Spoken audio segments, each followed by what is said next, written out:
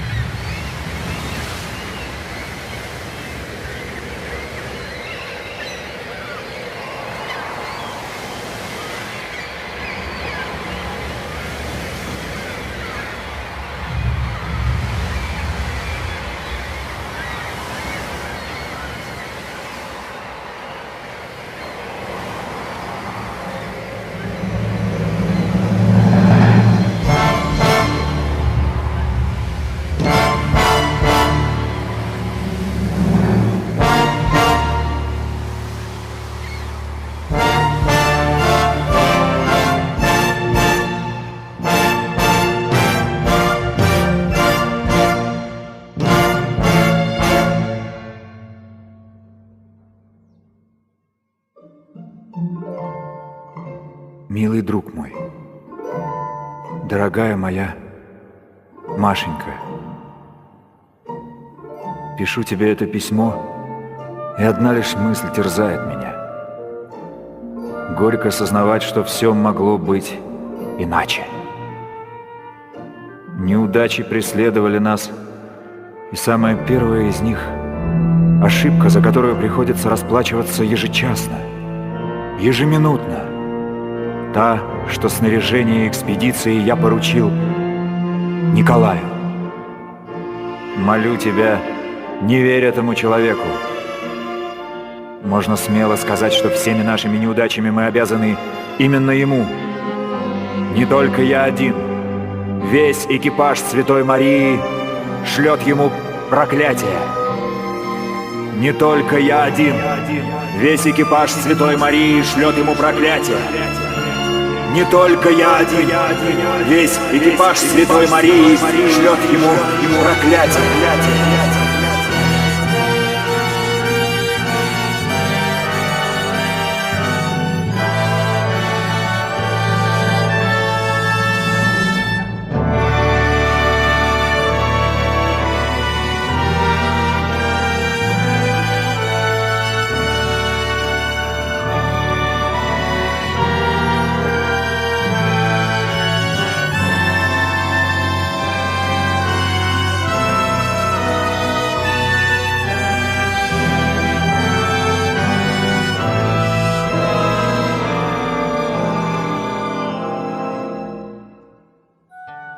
Обширную, покрытую снегами землю которую мы открыли к северу от Таймырского полуострова, я назвал твоим именем. И скоро на любой географической карте ты сможешь прочитать привет, который шлет тебе твой Монтигомо ястребиный коготь.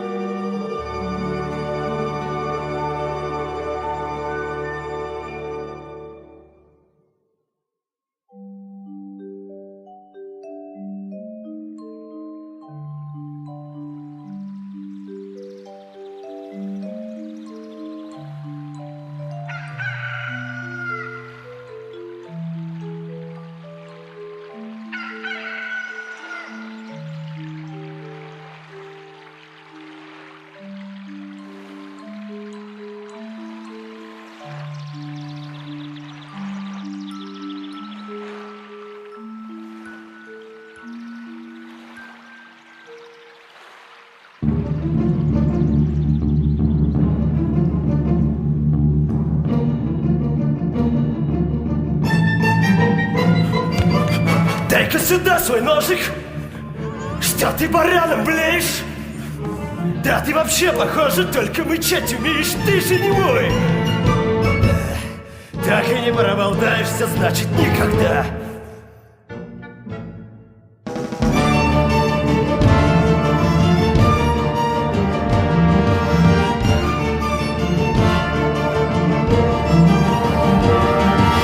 Эй, ты там внизу! Не трогай! Мальчишку, стой! Да уж не ты ли? Давеча убил с окружной тюрьмы!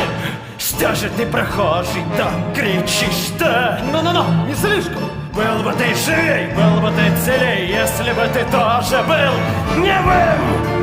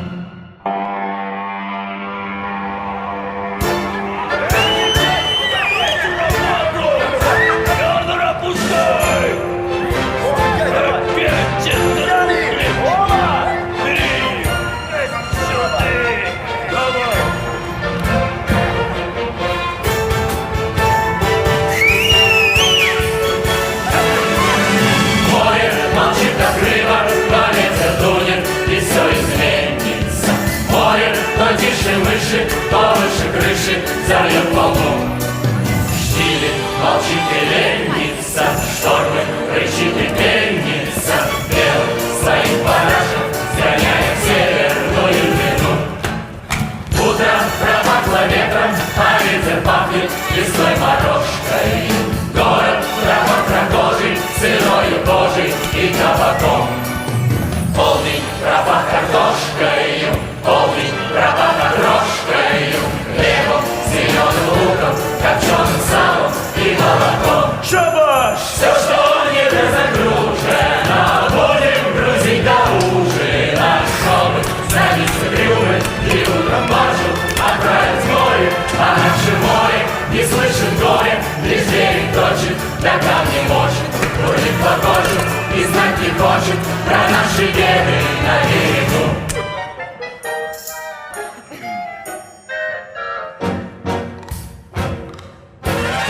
Ну до чего же народ кругом пошел жестокий и обозленный? Всей нашей жизни цена пятак, того гляди, налетишь на нож. Сегодня утром за бочагом пырнули ножиком почтальона. Убили малого просто так, Убили мало коней за грош.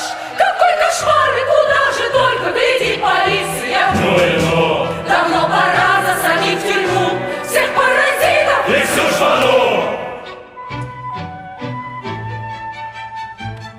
Эй, Саня, иди поближе. Чего надулся? Садись, покушай. Бабы, вы что, сороки, гляди, немого перепугали. Вырос отцу помощник, ты ешь картошку, а их не слушай.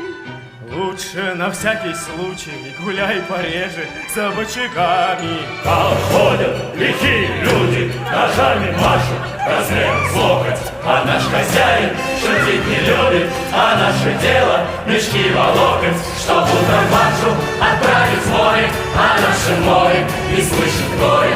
Бурлит платочек и знать не хочет про наши беды на берегу. Море молчит, как рыба, покуда ветер не переменится. Море не зреет, лежит под солнцем и греет он. Ветер сегодня ленится, мачты в воде не греется. Ветер в ушах не воет, и день как светер, и нам не стоит. Боятся горя, боятся бури, покуда море глаза зажмурит. Ленивый зверь, обнявший берег, лежит под солнцем у наших ног.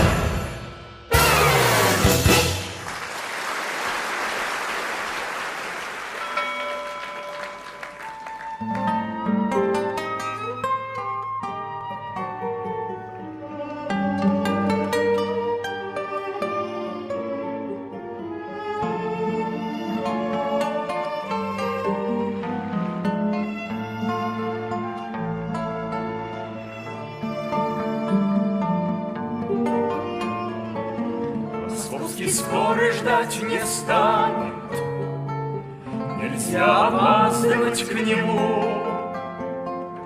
Багаж в пути носильщик нанят, еще мгновение и канет все наше прошлое во тьму. Минутной стрелкой сердце ранит, разлуки час, прощальный час. Московский скорый ждать не станет. Море манит, море тянет, прийти сюда в последний раз, чтоб снова, как прежде, в бессмысленной надежде святую Марию высматривать вдали и, проклиная почту, ждать писем, веря в то, что они лишь задержались в снегах чужой земли. Поверьте, Маша, что столица поможет высохнуть слезам. Пора с небес уже спуститься, с Иваном Палычем проститься и отправляться на вокзал. Чтоб в незаконченном романе начать еще одну главу. Экспресс не терпит опозданий. Прощайте, друг мой, До свидания. переезжайте к нам в Москву.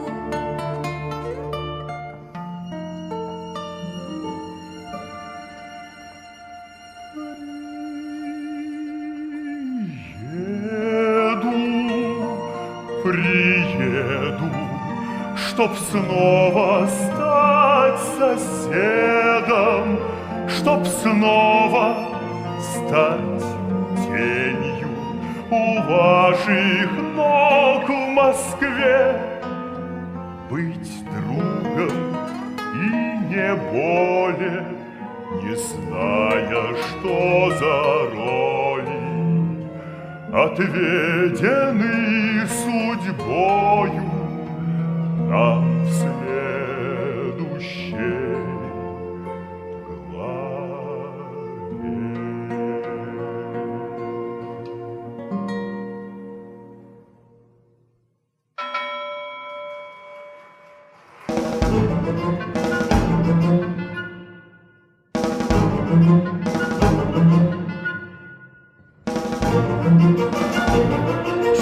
кто среди вас тут будет Иван Григорьев?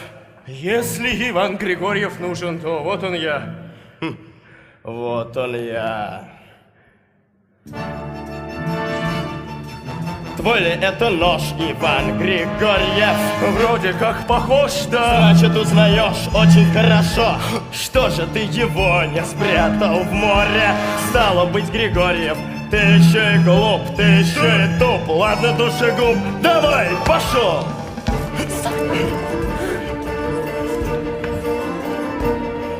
Что тут еще за сосунок? Это Григорьев, сынок! Он от рождения слова вымолвить не умеет. Если он нам чего сообщить имеет, пусть он сперва разучит хотя бы пару слов. Смилуйтесь, покатите, не что вы не родители. Полноте, ваше благородие, не шутите, так поступать не гоже. Эдак не дай-то Боже, не весь чего.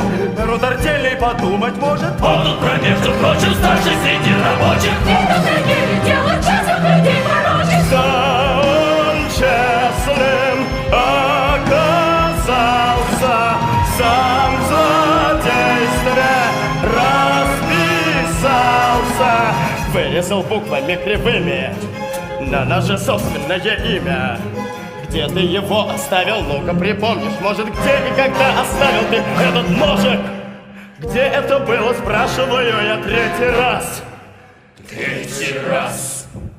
Третий и на этот раз последний. Я его намедни где-то обронил, да не помню где. Верно обронил, но не на медне. А сегодня ночью ты его забыл, я напомню где.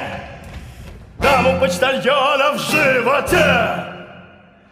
Этого быть не может, этого быть не может. Вы же слыхали сами, как он признал свой ножик. Этого быть не может. Хватит вам, разойдитесь. Вы уж там, ваше благородие, разберитесь. Вы-то уж не сердитесь, грамотные не шибко, но по всему выходит, произошла ошибка. Не губите, он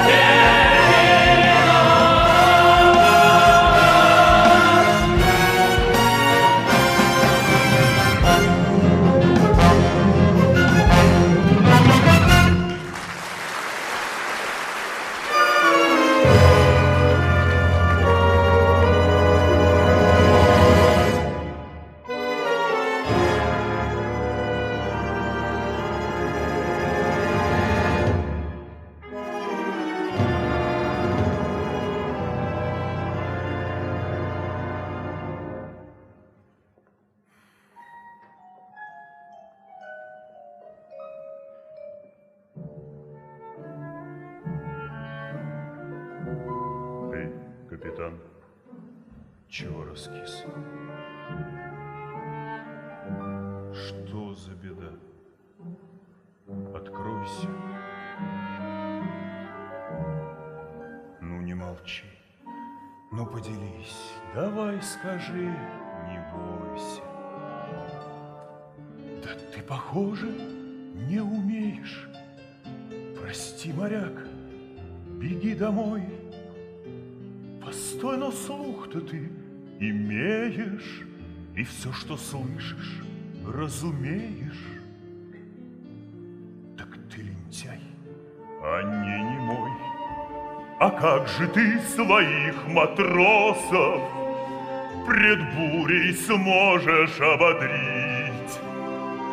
Не плачь, моряк, я знаю способ. Простой, но очень верный способ научиться говорить. Запомнить нужно пару фраз и повторить 100 000 раз, и если только повторишь, наверняка заговоришь.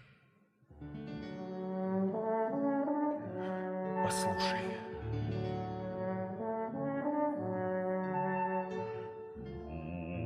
Бурям дуою небо кроет, вихри снежные крутя, то, как зверь, она завоет, то заплачет, как дитя.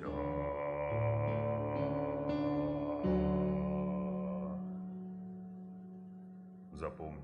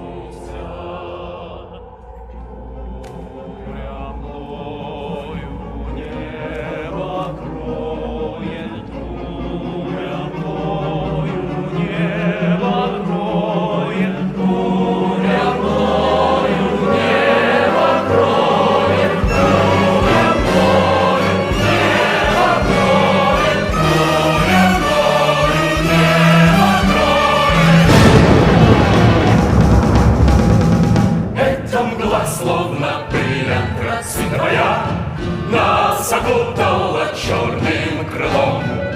Всю страну словно губку пропитывая, перепутывая наши судьбы узлом. Мы историю не перечитывая отправляем сегодня на слом. Кружится мир на куски, а в это время сжавшись в комок от тоски. Маленький мальчик бормочет 4 строки. Бормочи, не стесняйся, ты всех удивишь, если будешь настойчив и смел. Ты уже победил, ты уже говоришь, навсегда позабудь, как предложил не имел. Жаль вот только, что правдой своей, малыш, жизнь отцу ты спасти не успел. Где-то в далеком краю ты, может быть, отыщешь тепло и уют. Стой, не забудь злополучную судьбу свою.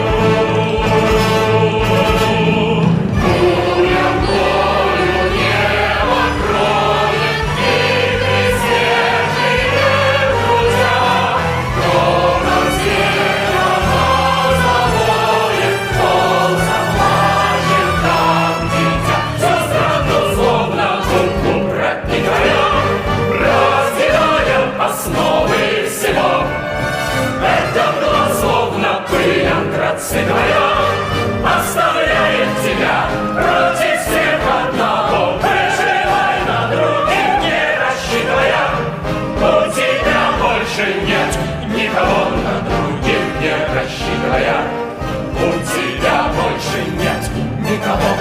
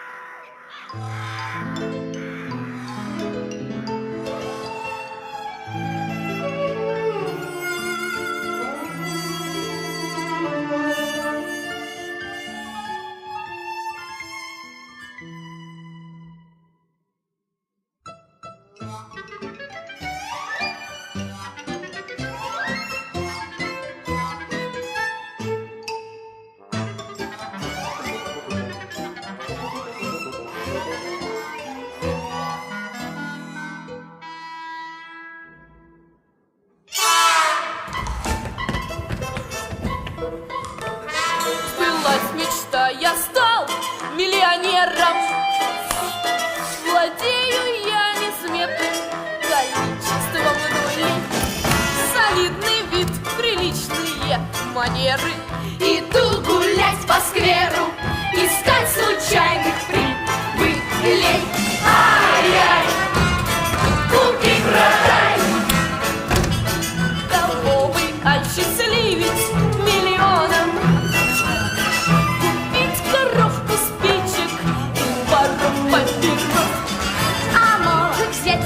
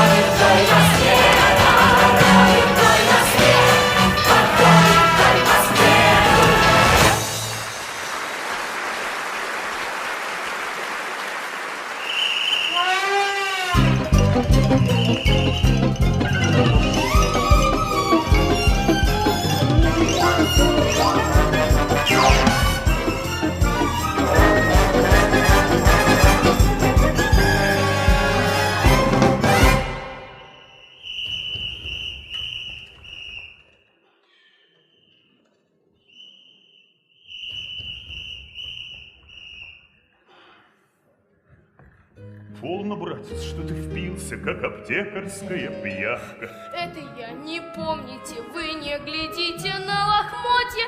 Саня из Архангельска, я был тогда такой малявка. Неужели вы меня совсем не узнаете? Буря мглою небо кроет, вихри снежные крутя. То, как зверь, она завоет, то заплачет, как дитя. Не может быть.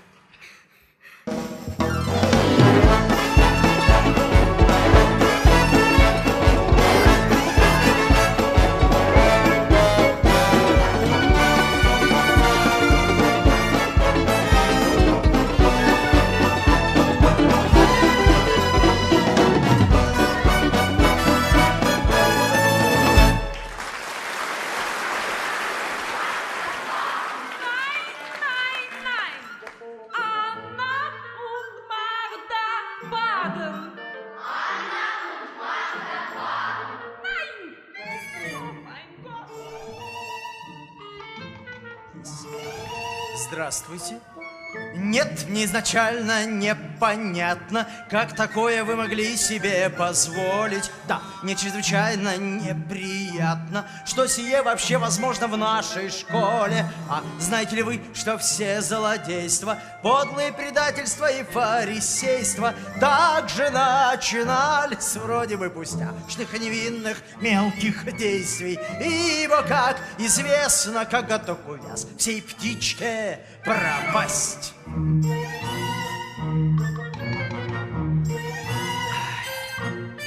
Крыса на уроке — это дерзость. Ну-ка, Ромашов, поведай нам давай-ка, как организовал ты эту мерзость. Что вы, Николай Антонович, это Валька?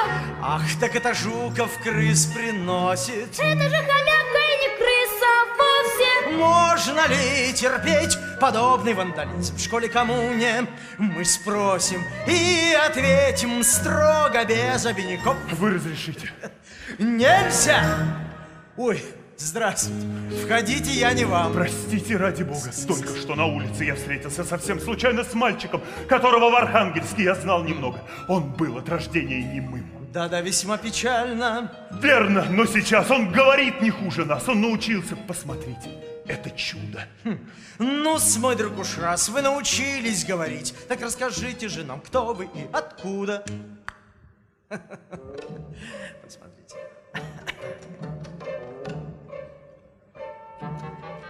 Меня зовут Григорьев Александр. Живу я на вокзале, я круглый сирота. Молодец. Мы... Все. Мне все понятно. Ну... Вам за хулиганство 2 наряда, крыса на уроке, значит так вы двое. В комнату заведующего складом отведите прибывшего к нам героя. Пусть его оденут и обуют, да вы не ослышались, его беру я. Пусть ребенок лучше учится у нас, чем на вокзале ворует. Крысу топить, постойте, Кораблев, я задержу вас чуть-чуть.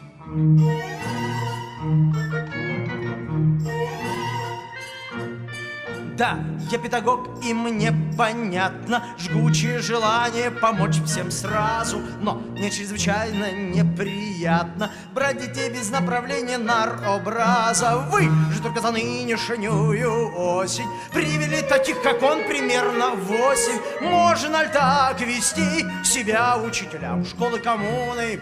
Мы спросим и ответим твердо, без обиняков. Вы извините, нельзя.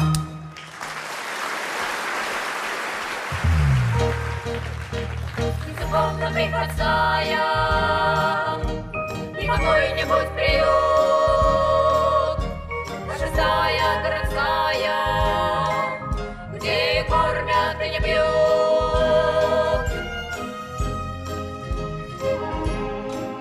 Проходи, располагайся, будь как дома. Не пугайся, если кто от тебя немножечко кусенет. Здесь у Жукова под койкой два ужа и землеройка. Новичка всегда кусают, как заснет. Да ты не слушай, он не то еще загнет. Ты зверей моих не бойся, не съедят, не беспокойся. Хочешь выжить, сдвинь кровать на 2 шага. А я и так не беспокоюсь, я отсюда завтра смоюсь. До утра пересижу и на юга. Ну и дурак, не соображаешь нифига. Тут и тепло, и уют, тут и харчи, и нету воши. Тут в самолетном кружке мы мастерим аэроплан. Тут и обувку дают, и коллектив тьфу-тьфу хороший. Короче, меняй свой план. Ух ты, сумка мировая. Эй, махнемся на мою? Нет. От сердца отрываю. Не продашь? Не продаю. Сколько писем, полагаю, все любовные они. Милый друг мой, дорогая моя Машенька, верни. Что еще за Николай? Не соперник ли? Отдай! Ой-ой-ой, какие страсти! Эй, ребят, кончай бузу! Не хватало вместо здрасти вам фингалов на глазу! Эти письма, что когда-то не дошли до адресата, мой единственный архангельский багаж. Я читать по ним учился, был немым и излечился. Я их знаю наизусть, как отче наш. Тут я чувствую, ты сумку не продашь. Что, Сашу, а драки нету? Кто тут новенький? Вот этот. Ну и как? Говори, бой, не лезь, побьет. Только что чуть не подрался и уже сбегать собрался. Как сбегать? И даже чаю не попьет. Ну это ж надо, а на вид не идиот. Не церковно приходская, какой-нибудь приют. Здесь шестая городская, где грядущие куют.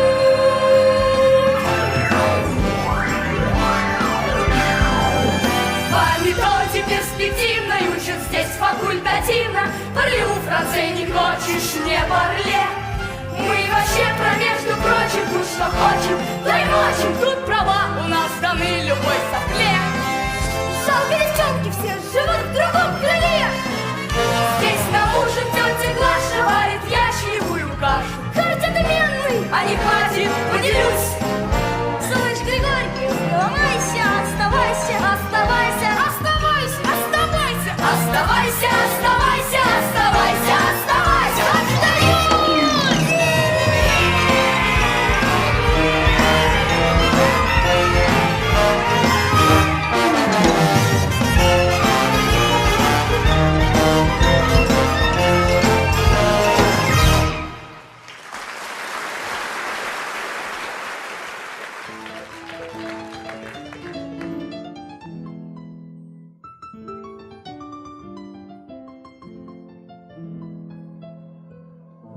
Пойди, Катюша, погуляй.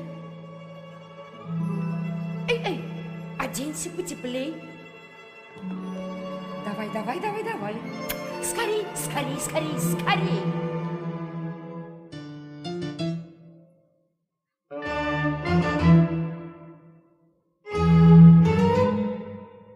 Мой верный друг, не нужно слов, они лишь сердце зря.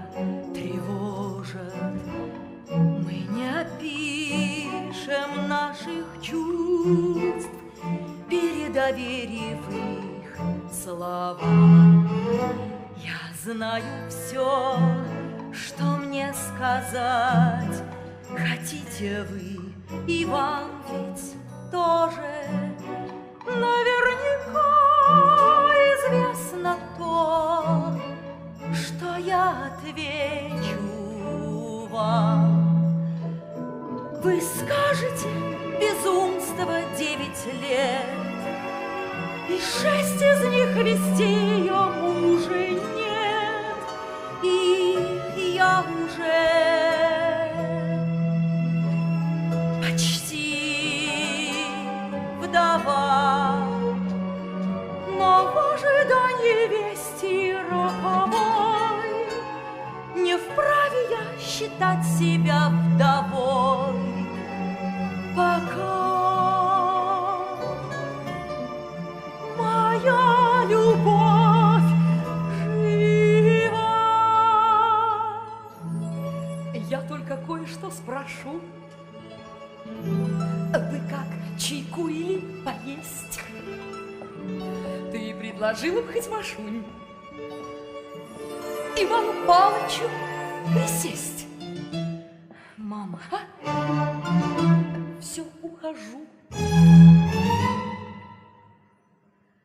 За 9 лет забыли все об экспедиции пропавшей, но я не верю, что погиб Святой Марии капитан.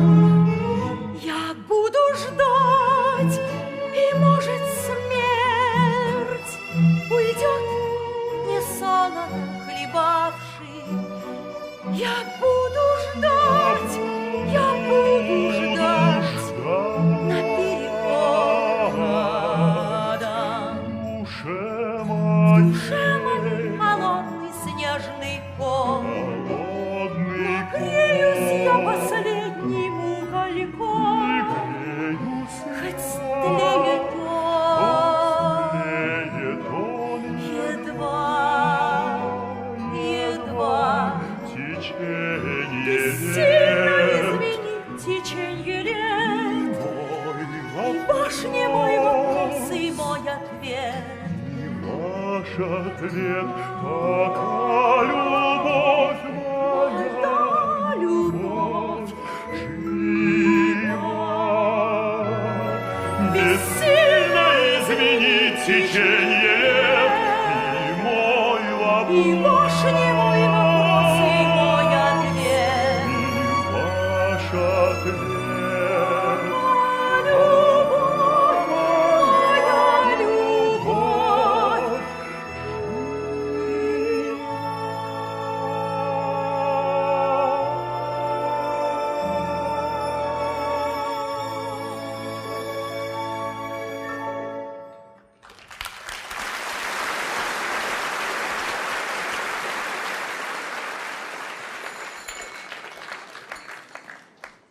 Николай Антонович.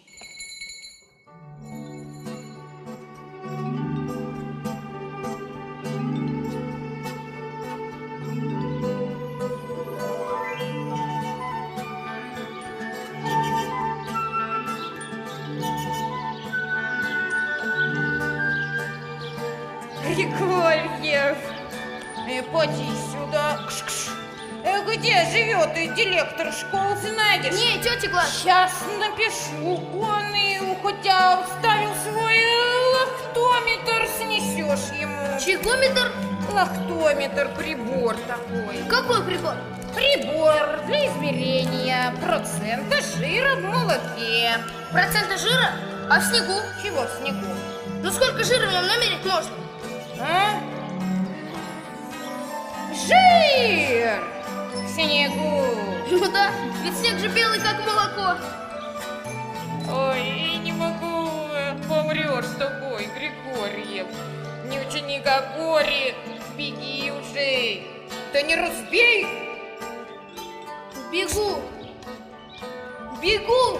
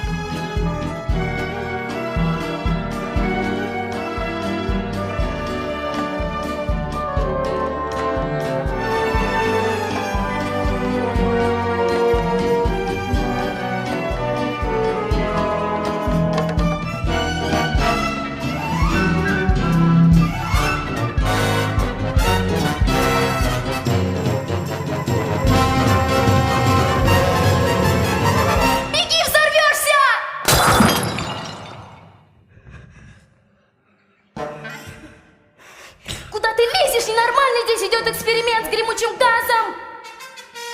Где, мол, лактометр? Что-то у тебя, наверное, ум зашел за разум. Ну а теперь скорее отдаст, не то сейчас, как в прошлый раз, примчится дворник и устроит скандал.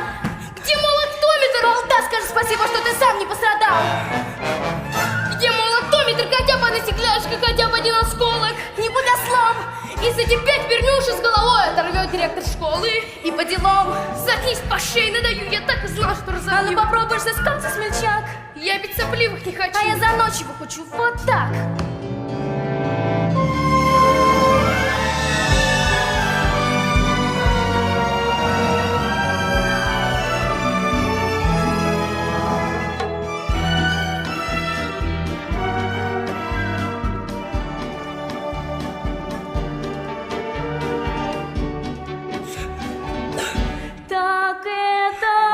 Лактометр, кстати, он вечно врал, вот разбился наконец. Ты кто такая? Я Татаринова Катя. Так наш директор школы твой отец. Да не отец он мне, а дядя. Ну хватит дуться и пошли скорее к нам. Я им скажу, что это я разбила. Ладно уж, я сам. Эй!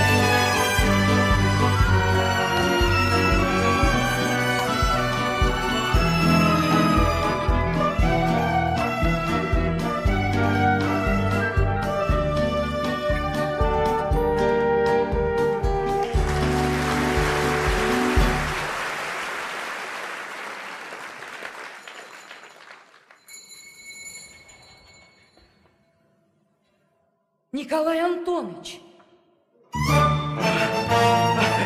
На улице. Ой.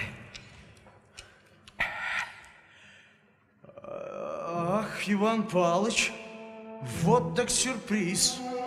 Машенька, милая, сделайте чаю. Мы посидим, попьем, поболтаем. Можем достать парадный сервиз. Боже, какой букет! Откуда? В марте 1 цветок, 1,5 миллиона. Прошу простить, пожалуй, мне пора. Что вы, куда вы, чай поспевает?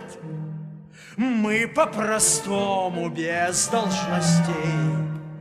Знаете, мой друг, как приятно бывает дома застать нежданных гостей. Я вас не понимаю. А, видимо, придется. Дарите розы в мае, дешевле обойдется. Визит без приглашения на грани моветона.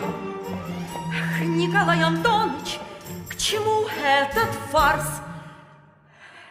Ивана Павловича букет не нарушает этикет. Или, быть может, мне принять гостей не позволяет домострой. Быть может, мне запрещено ходить в кино, смотреть в окно. И в ожидании дурных вестей должна я скрыть лицо чадрой. Я вас не понимаю. И вправду непонятно. Не знаю и сама я, как выбраться обратно. В Архангельск нет возврата. И я, как приживалка, у мужниного брата 6 лет под замком. Ах, боже мой, какой замок! Когда в ваш дом пришла беда, кто, как не я, пожертвовав собой, вам помогал печаль унять? Кто делал все, что только мог, чтоб наступил тот день, когда мой бедный брат вернулся бы домой и смог бы снова вас обнять? Кто ради этого святого дня так много отдал сил? И так мечтал, чтобы этот день не наступил.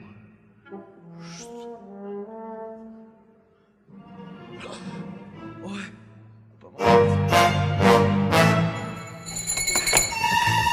бабушка, бабулечка, да неоткуда я тут в лактометр немножечко расколотила. испачкалась. Нигде. Это что за чудо? Это Саня, он тут ни при чем. Все по-другому было, это не она, тут целиком моя вина. Простите, я его разбила на самом деле.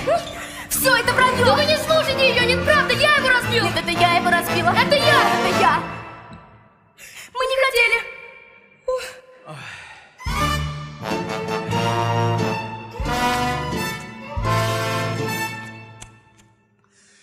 Мир прямо-таки полон доброхотов. Вот они стоят, потупив очи долу. Вот кому я помог найти работу. Вот кого противу правил принял в школу. Вот что я получил за все за это.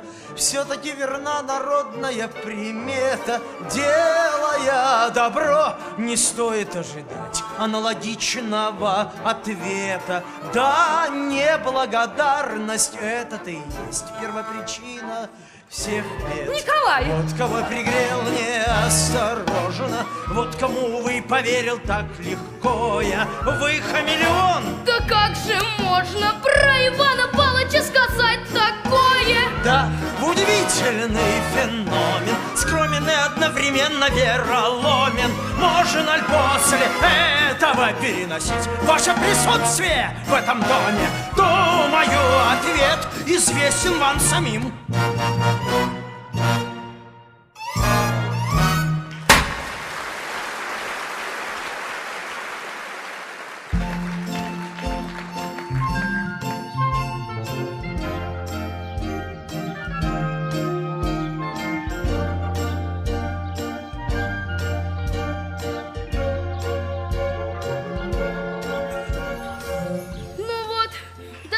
За двоих. Да наплевать 100 000 раз. Ты извини, что я подых. Да ну, спасибо, что не в глаз.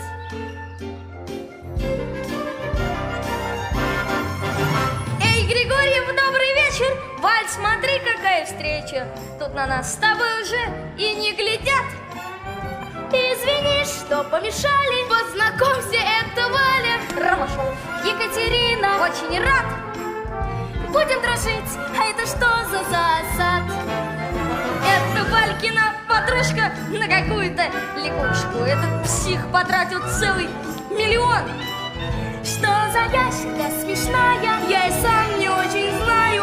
Продавали, говорят, хамелеон. Кто? Только не взрослый, а пока что эмбрион. Не церковно-приходская, не какой-нибудь приют, а 6-я городская, где друзей не предают.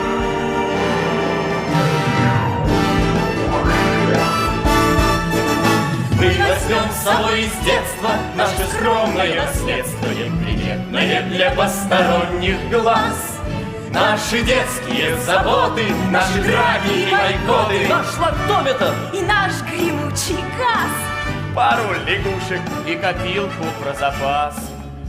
Капитаны собственной судьбы, это нас зовет сигнал трубы. Это нам поднимать якоря и над морем паря обжигаться солнцем. И 12 месяцев в году нам грести сквозь радость и беду. Нам греметь, словно звонкая леть, искать и мороза. Нашим клятвам и законам мы с тобою неуклонно будем следовать повсюду и всегда. Бить как глаз, бить как пылка, И свою свинью-копилку беззаветно пронести через года. не предавать и не сдаваться никогда.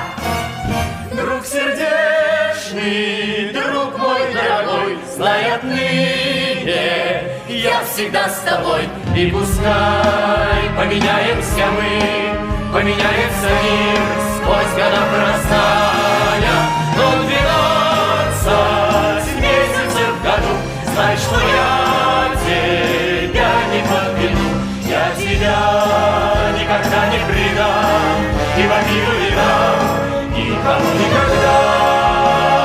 Я тебя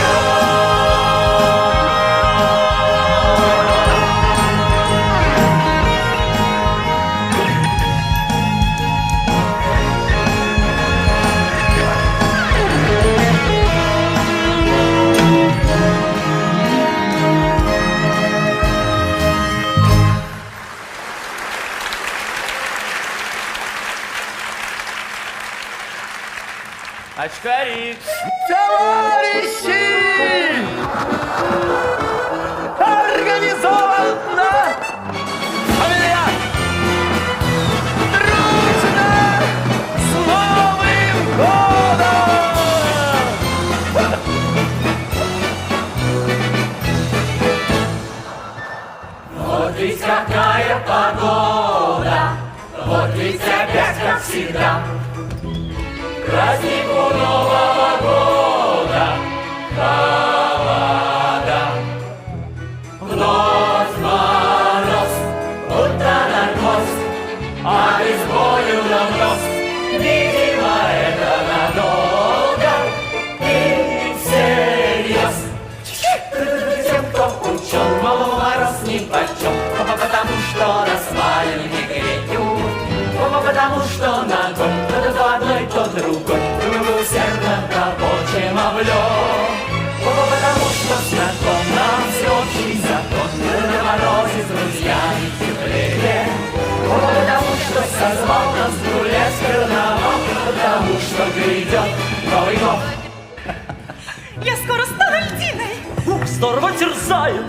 такая холодина, что зубы замерзают. А я вас уверяю, земля меняет климат, и с каждым годом зимы теплеет чуток. Сейчас Валька наколдует, и сразу станет сыро. Я вам рекомендую мою подругу Киру. Земля меняет климат. Ну раз такое дело, пока не потеплело, айда на каток. Есть одно русское средство, думали даже в декабре. Нужно мороженым греться изнутри. Наш народ непобедим, минус 31. Мы сообразим, как согреться среди зим. Тем, кто учен, мороз нипочем, потому что на сваленке греют, потому что на год то одной, то другой мы усердно топочем облём, потому что знаком нам всеобщий закон, на морозе с друзьями теплее, потому что флажки, серпантины, снежки, потому что грядет Новый год. Земля меняет климат. Да, ученые считают, что неостановимо все льды планеты тают. Земля весне навстречу несется по орбите.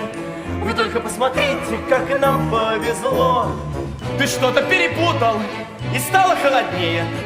Еще одна минута, и я стекленею. Я всех вас приглашаю к себе на чашку чаю. Конфет не обещаю, но будет тепло.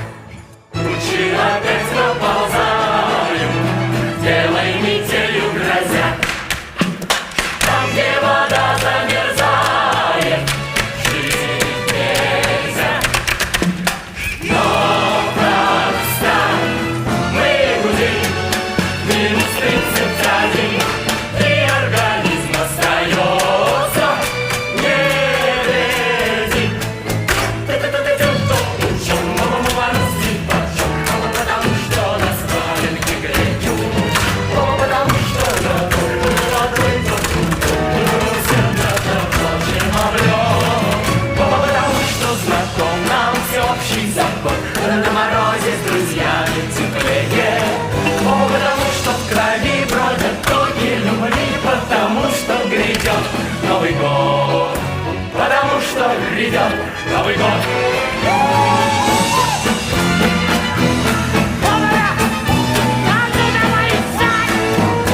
Потому что в крови бродят токи любви, потому что грядет Новый год.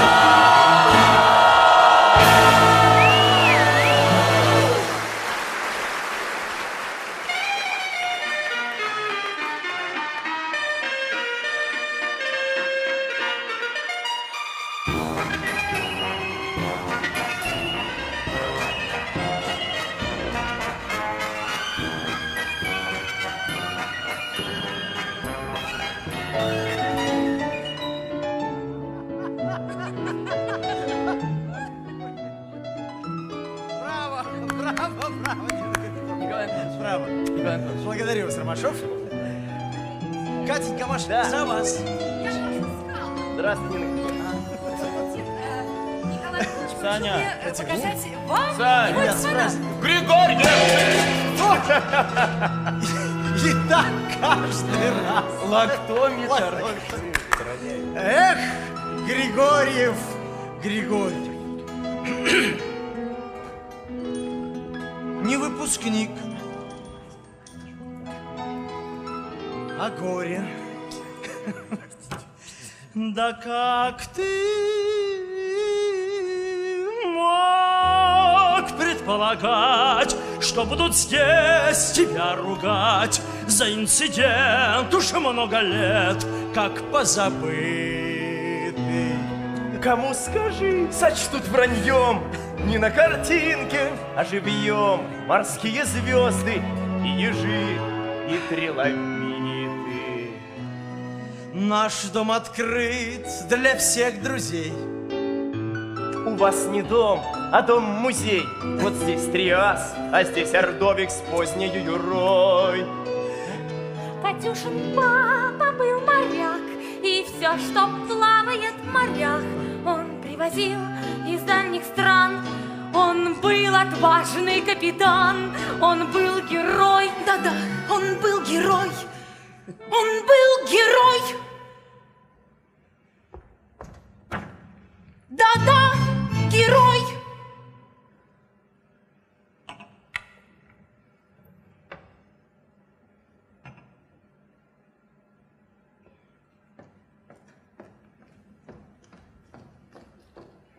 Катюша, дорогая, у нас ведь в доме гость.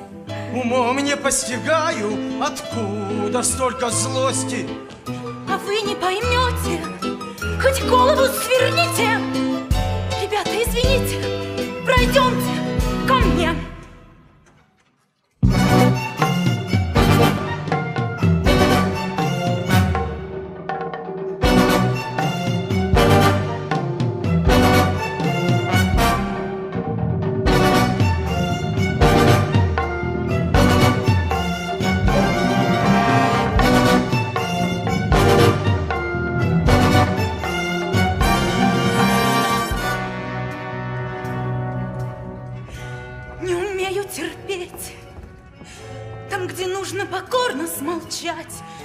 Начинаю кипеть, начинаю дерзить сгоряча. Но попробуй сдержись, если весь этот дом через край переполнен стыдом, многотонным стыдом, тяжелее свинца. Дом, в котором поругана память отца. Шел всю жизнь он единственным курсом вперед, ни врагов не страшась, ни трудов. Чтоб прорваться в кольцо заполярных широт, он вморозил корабль в дрейфующий лед. И с тех пор, почитай уж 13-й год, как исчез безо всяких следов. Где-то в морозном краю, таком немилосердном к его кораблю, не уберег он святую Марию свою.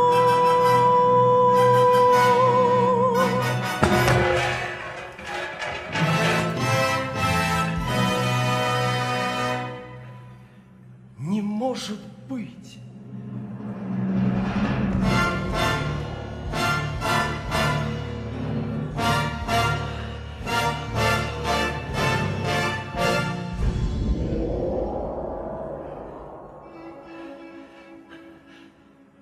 Быть может, я сошел с ума. Я помню строки из письма от капитана этой шхуны. Не может быть. Ромашка, ты ж его читал. Ну вспомни, ты ко мне пристал в тот день, как я попал в коммуну. Не может быть. Ну я тебе еще в тот раз чуть было не заехал в глаз. А да, теперь припоминаю. Такой зелененький конверт. Сначала Машеньке привет, а дальше шло про Николая. Где это письмо? Да в нашей спальне, в старой моей сумке. Нереально. Сейчас я принесу, прочтете сами. Стой! Пойдем со мной, расскажешь маме.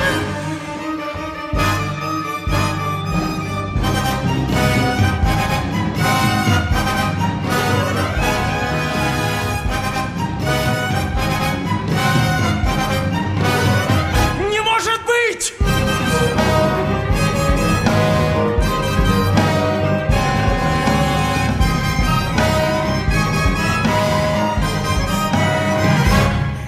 Не может быть.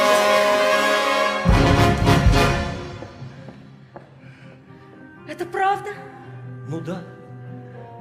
Неужели нашлось? Боже мой, неужели нашлось? Я сейчас принесу. Не сюда, не сюда. А куда? А куда? К Кораблеву домой.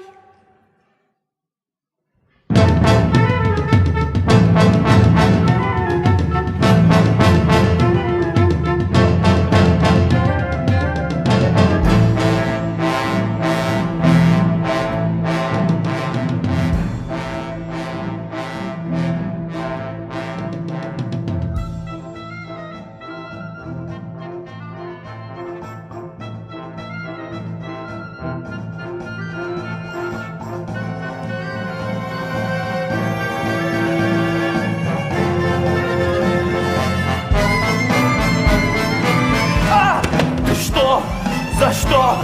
Ну ты уж совсем обалдел. За то. А что? Я так просто рядом сидел. Сидел, сиди, а в сумке чужие не лазь. Ну ты тогда аж прямо щека отнялась. Где еще одна страница?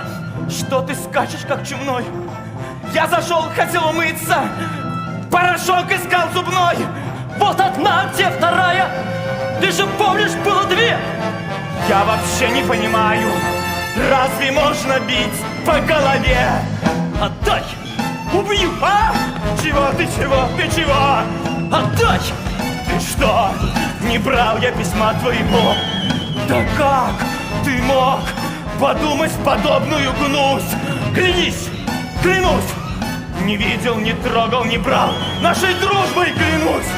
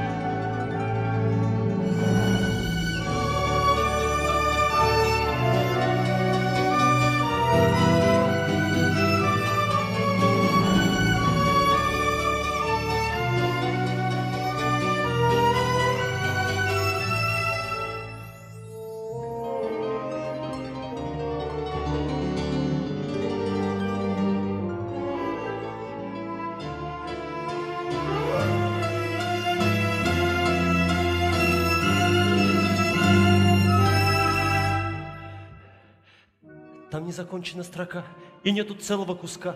Там просто нет второй страницы. Она была, но вот беда, я не могу понять, куда она могла запропаститься. Куда ж я мог ее девать? Там было горько сознавать, что все могло бы быть иначе. Да, так и было, я клянусь. Да-да, я помню наизусть. Там дальше шло про неудачи.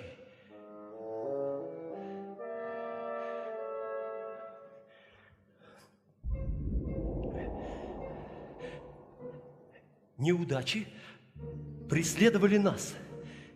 И самая первая из них – ошибка, за которую приходится расплачиваться ежечасно, ежеминутно. Та, что снаряжение экспедиции я поручил Николаю. Да, Николаю, молю тебя, не верь этому человеку. Можно смело сказать, что всеми нашими неудачами мы обязаны именно ему. Не только я один. Весь экипаж Святой Марии шлет ему проклятие. Не только я один. Весь экипаж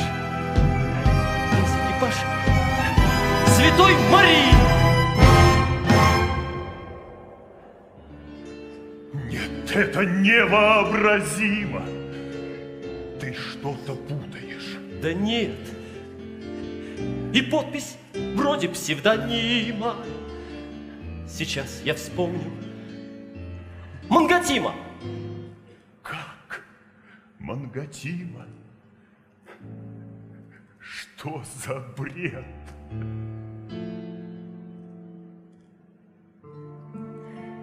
Нет, это имя мне знакомо. Лишь буквы путаете вы. Его звала я Монтигомо. И это знали лишь вдвоем мы. Тебе я верю, да, увы.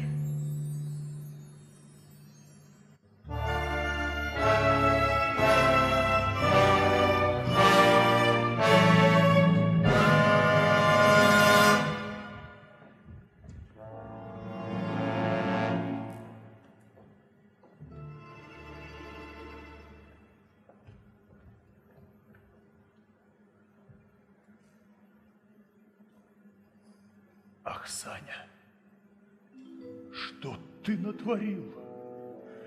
Уж лучше б ты остался нем. Каким жестоким оказался час, что столько лет она ждала. А что, я правду говорил? Зачем темнить-то? А затем, что Николай Антонович как раз и есть тот самый Николай. Так вот, кто этот Николай. Ну что ж, тем хуже для него. Марья Васильевна теперь поймет, что он предатель, а не друг. Боюсь, она уж поняла. Видать, не знаешь ты того, что Николай Антонович уж год ее супруг. Ее супруг?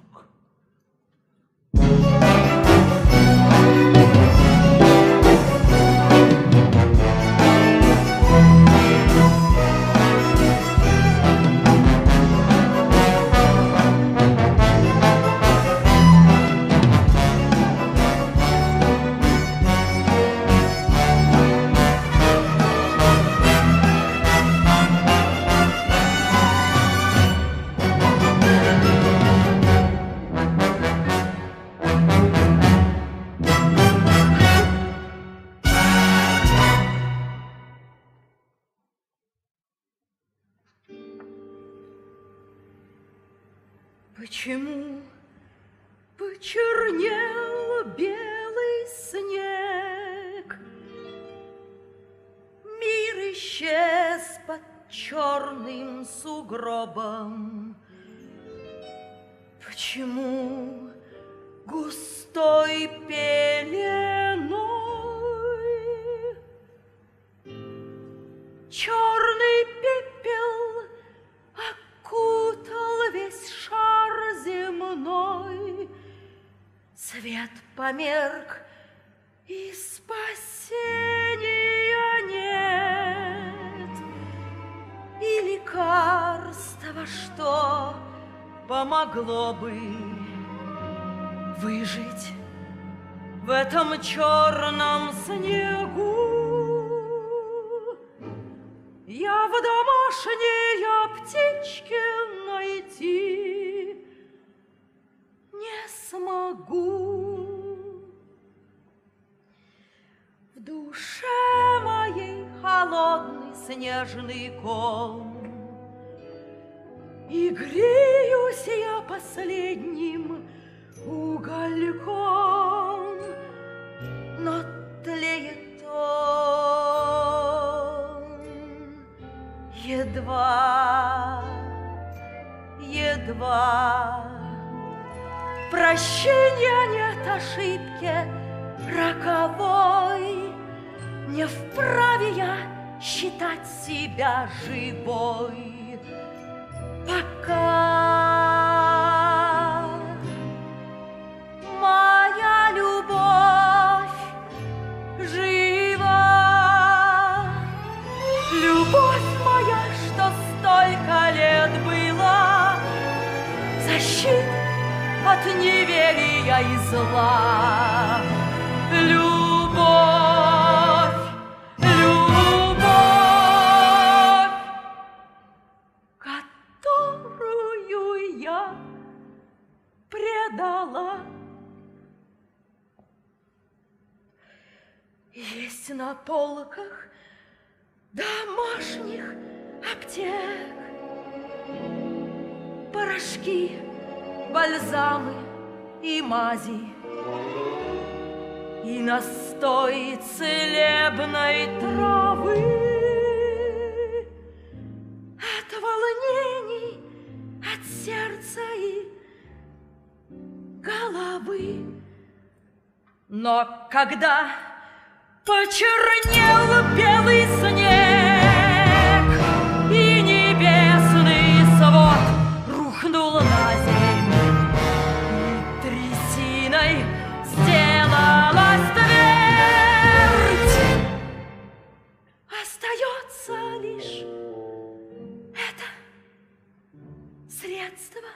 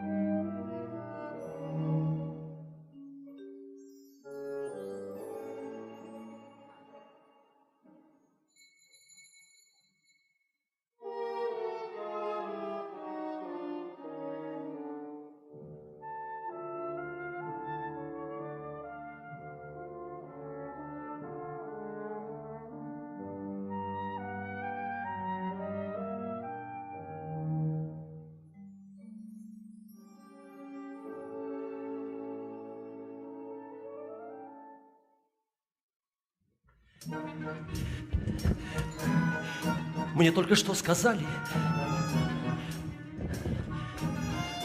Неужто это правда? Но как же так?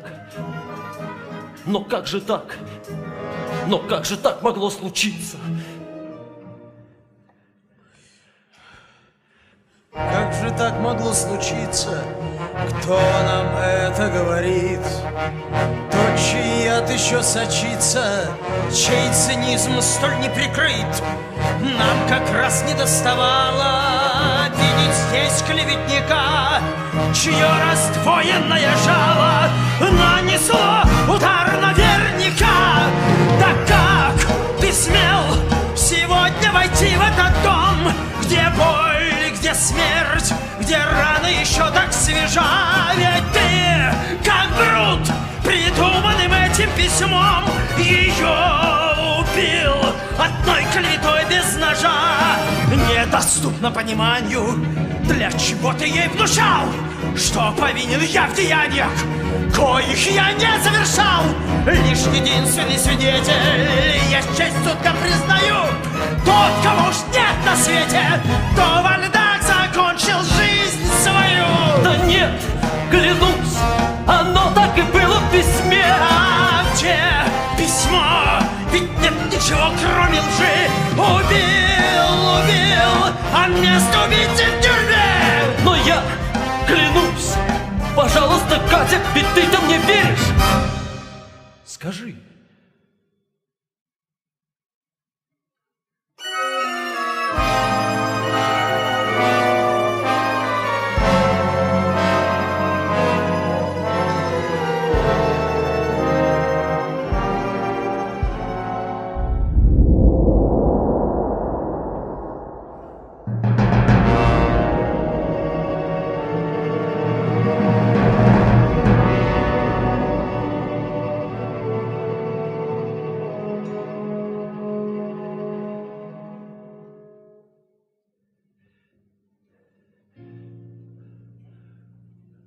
Жизнь отца не сумел я спасти,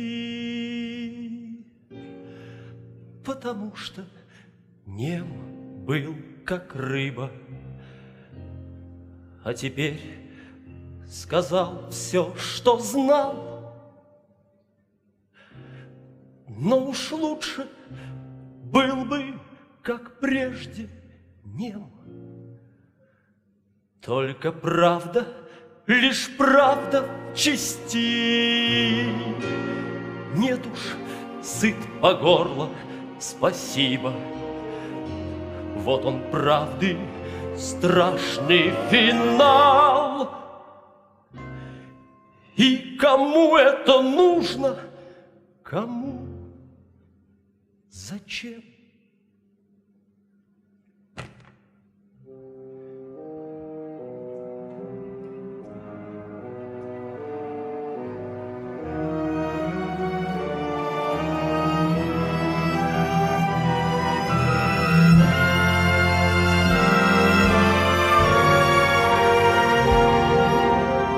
Там, где кончается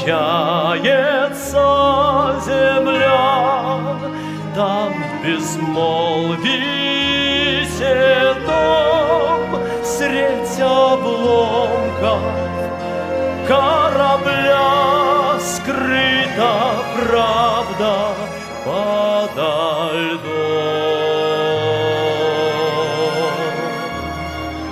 Где-то подо льдом, там,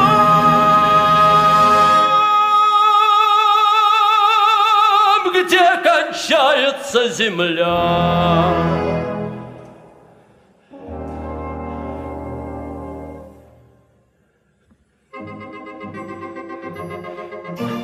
Нет, правде голос нужен, рвется она наружу. Где-то сквозь мрак и стужу бьются следы по льду. Ради отца и Кати должен я разыскать их. Клянусь, что экспедицию пропавшую найду. Пусть нескончаемый шторм, пусть непосильный труд, я никогда ни за что не изменю маршрут. Пускай безмолвие льда, пускай пожарищ дым, я ни за что никогда не стану вновь немым. Жить значит жить сгорая, а не бочком да с краю. Если тебя по раю подлость нельзя спускать, если тебя задело, это уже полдела. И все, что остается, лишь бороться и искать. И все, что остается, лишь бороться и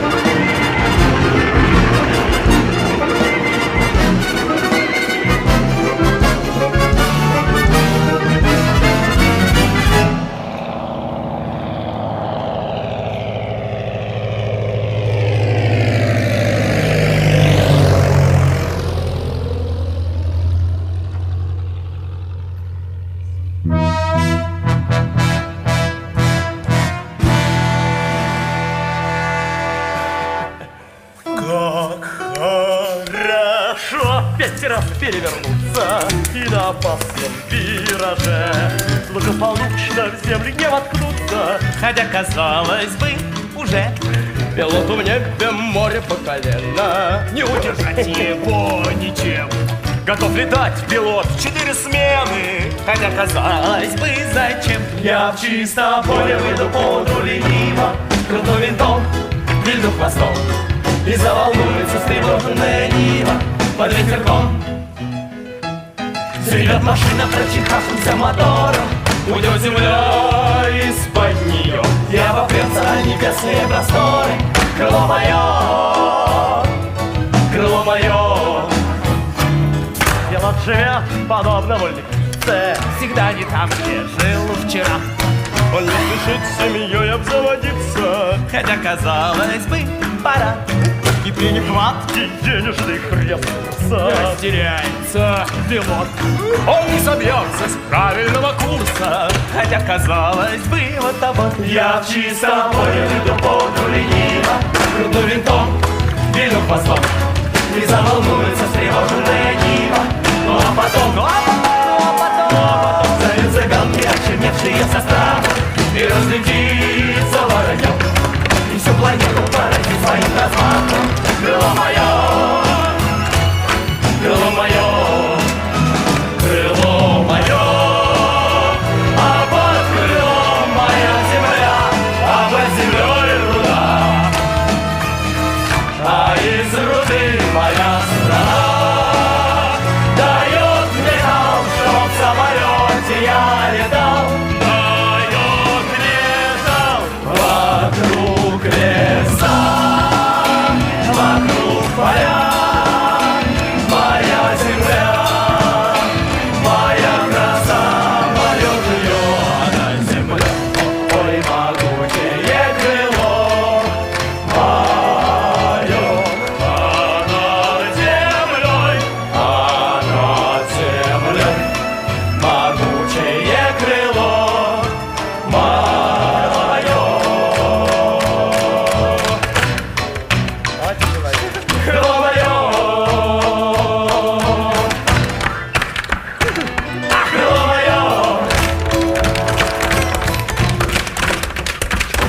крыло мое, крыло мое.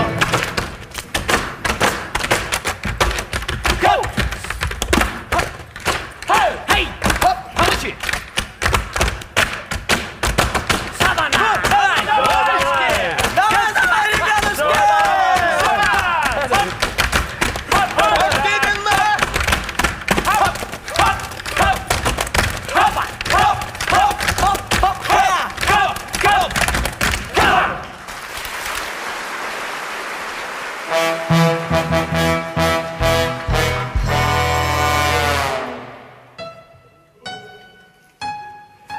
А вот и он и дает. Да разве можно так летать? Ну ты силен, ты мог костей не сосчитать, чтобы не попало. А первое число разозлил. Сегодня сам товарищ Чкалов следил за тем, как ты козлил. Неужто сам? Клянусь. Такой двойной переворот наверняка увидел он впервые. Ведь он герой, он сам над полюсом летал, и он поймет, как важно мне найти следы Святой Марии. И если он в мою мечту поверить сможет, то значит просто он не видел твой полет. Он мне поможет, он мне поможет, он мне поможет. идет.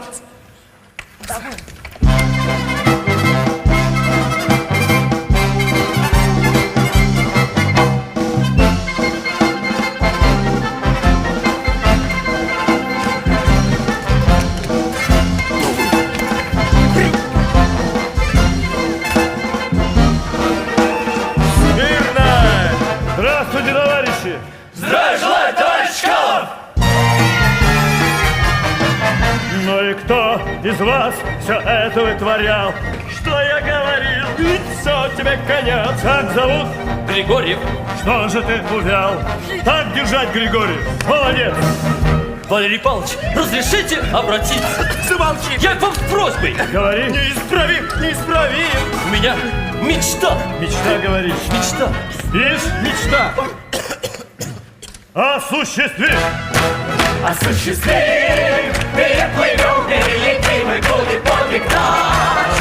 Не повторим, осуществим любое чудо, если нужно сотворим. Осуществим среди городов, ночном бою, среди снегов, в суровом северном краю. Осуществим заветную мечту свою. Осуществим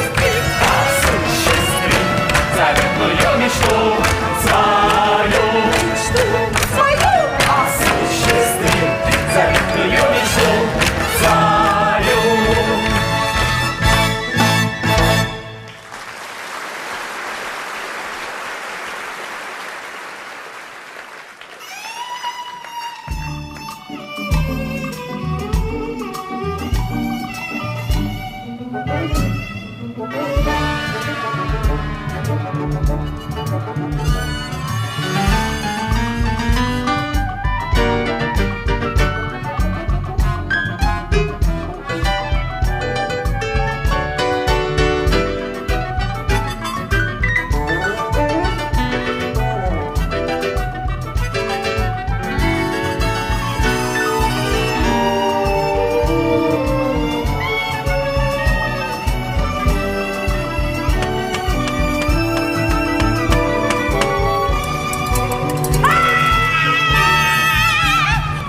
Что за крик?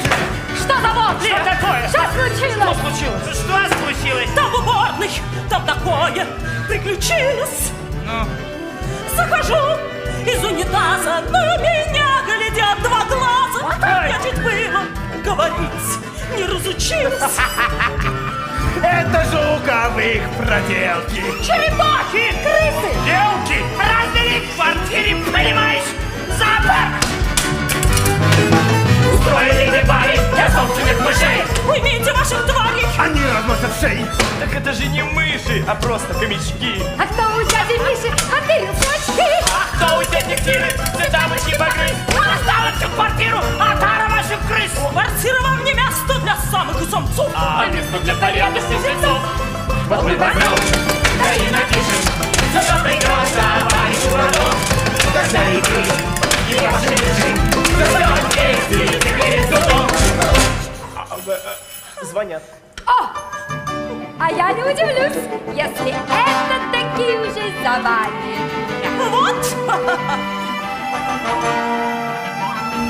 Вы кому, товарищ? Саня! Валька! Кира! Ты смотри! Я думал, летчики с усами! Это кто?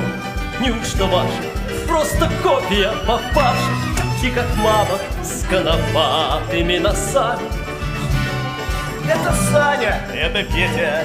Просто зверя, не дети. Раздали в квартире, понимаешь? Стопа. Что вы, прелестные дети. Извините, товарищ пилот, но похоже у нас в туалете кто-то очень опасный живет. В ситуации полной трагизма нужно срочно его укротить.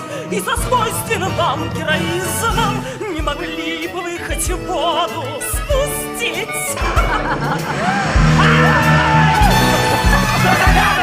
Вы не бойтесь, он хороший. Что за мерзость? Я вам дам потрогать пальцем. Этот вид недавно вывели китайцы! Ой, шайтан! А по мне он симпатичный. И, наверное, практичный, да, потому что тараканами питается. Все, не говорите все заботы до товарища пилота. Он устал с дороги. Дайте, пожалуйста, человеку отдохнуть. Ну, как жизнь? Да, живем помаленьку. Коптим атмосферу! Мы в порядке, смотри, скоро старший пойдет в первый класс. Кораблев постарел, Ромашов начал делать карьеру. Ассистент Николая Антоновича. Вот тебе раз. Кстати, Катя и он... Ну Ну да ты уж, наверное, слышал. Что? Ты давно ей звонил? Я вообще не звонил ей с тех пор. 9 лет! 9 лет. У тебя просто съехала крыша. Ай-яй-яй-яй-яй! Разве можно так девушку долго томить? Извините, что лезу в чужой разговор, но... Могу вам за бесплатно дать маленький совет. Звоните, не стесняйтесь. Барка, куда? Похоже, вы боитесь! И вовсе даже нет. А выглядит как будто таки так. Вот и пора, и не тяните, это герой вы вроде работ. И если вы не позвоните, то подведете весь воздушный флот. Не тяните, не тяните, не тяните, не тяните.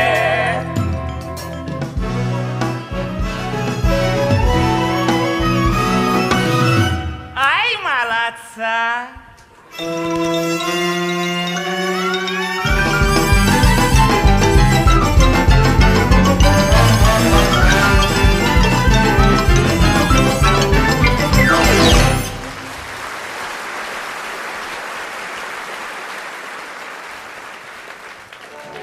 Цветочки славные у вас.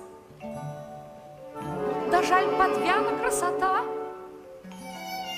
О, вы здесь уже 4-й час, а Катя очень занята.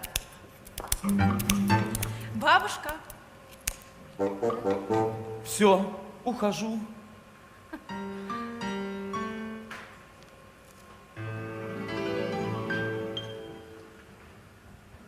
Но напоследок я скажу, что подошли мы к рубежу, который делит жизнь людей на до и после. Как верный пес на поводу, я 9 лет покорно жду. Не знаю, что это, безумье ли, гипноз ли. Ах, 9 лет, солидный стаж, и словно ваш послушный паж, я снова здесь, я снова рядышком, я снова возле. Неужто я настолько плох, чтобы с 12 до 3 без перерыва на обед все время слышать слова «нет»? Скажите «да». ваш пафос ни к чему. Но почему? Но почему? Так вот, я знаю почему. Меня третируете вы из-за того, что прошлого фантом упрямо застит вам глаза. Ведь вы привыкли жить в дыму сгоревшей в юности листвы. И 9 лет вы помните о том, кто все забыл 100 лет назад, о том лжеце, что клеветою эти стены осквернил.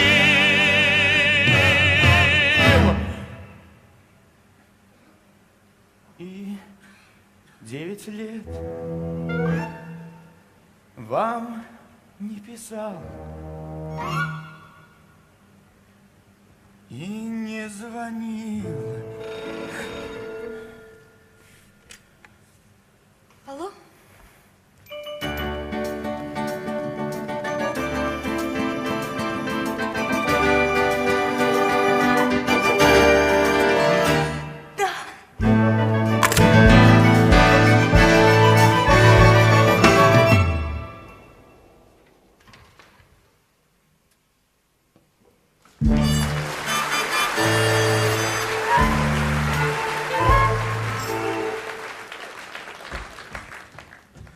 Что происходит? Встаньте, мой друг. Ну-с, на когда-с назначена свадьба? Сам бы хотел бы это узнать бы. Я уж почти женился, как вдруг кто-то звонит, и все на смарку. Девушка в 3 прыжка выскакивает вон. Ну да. Конечно, это он. Кто? Я свой доклад по Белому морю делал вчера в главсе в морпути, где и узнал, что некто Григорьев к ним завтра утром должен зайти. Я слышал, он хлопочет в инстанциях высоких, о рейде поисковом на северо-востоке. Он, видите ли, хочет все сразу и немедля, на редкость непоседлив, заклятый ваш друг. Вот ведь как нарочно выбрал времечко. Мне бы подождать еще маленечко. Я тут на коленях чуть понравится, а ему все даром в руки валится. Мне нужно от него избавиться, и вы обязаны помочь. Обязан. А как же? Видимо, вы забыли о том, как, выполняя вашу же просьбу, я вам помог с тем самым письмом. Вот был бы ужас, если б нашлось бы несколько строк на редком листочке, толстых томов ценнее 100 крат. Смогут они расставить все точки в деле о том, как сгинул ваш брат. Нет, вы обязаны помочь. Пусть уберется из Москвы. Да коли ж можно портить людям кровь, интриговать и угрожать. Ну вот, я вижу, вы не прочь. Уж не надеетесь ли вы завоевать Катюшину любовь путем угроз и шантажа? Ну что ж, валяйте, ворошите наше грязное белье. Спешите точки расставлять над ее.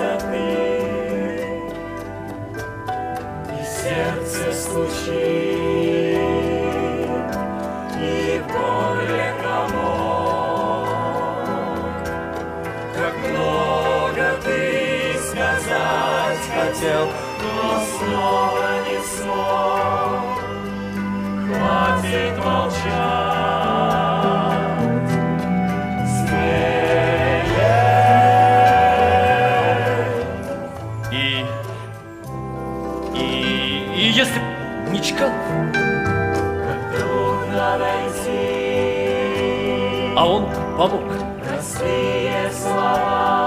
Я повторил на самолете маршрут Святой Марии. Кружится, как много лет назад, голова. Главсевморпуть дает добро. Ты вновь не о том. Кать, Главсевмор! Взгляни в глаза. Вот. Неужто это все, что ты хотел мне сказать? Что я несу? Что ты несешь? Катя. Молчать. Почему в тот вечер ты отвернулась от меня?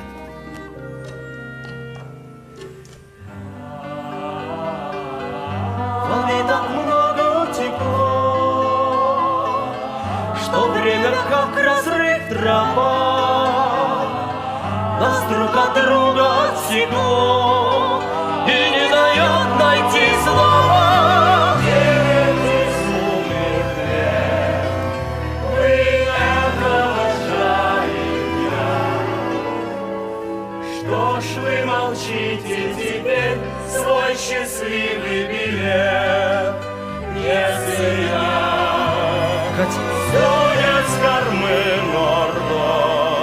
не веришь? Где старый ненужный храм?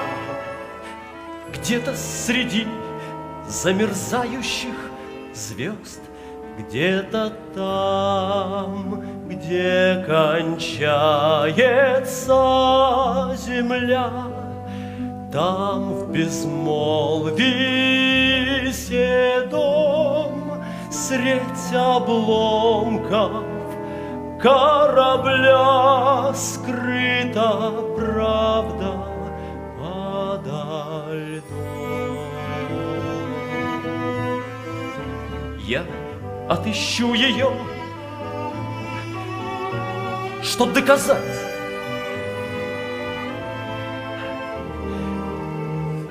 То письмо ледяной стеною, 9 лет меж тобой и мною. То письмо. Я дурак бездушный, но ведь мама твоя. Не нужно. Мне пора, много дел на вечер. До свидания. Пока. До встречи.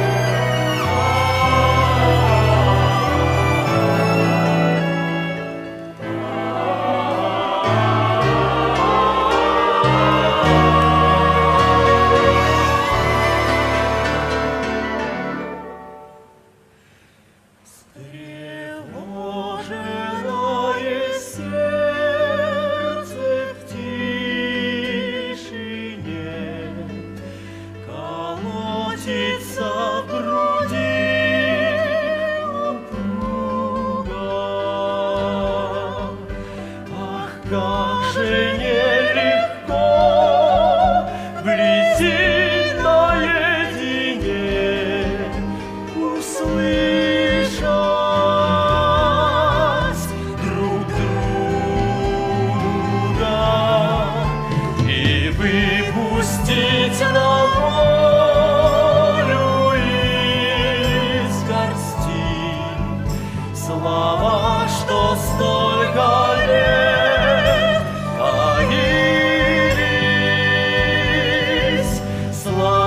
что каблуком способны вознести. Их нужно только вздох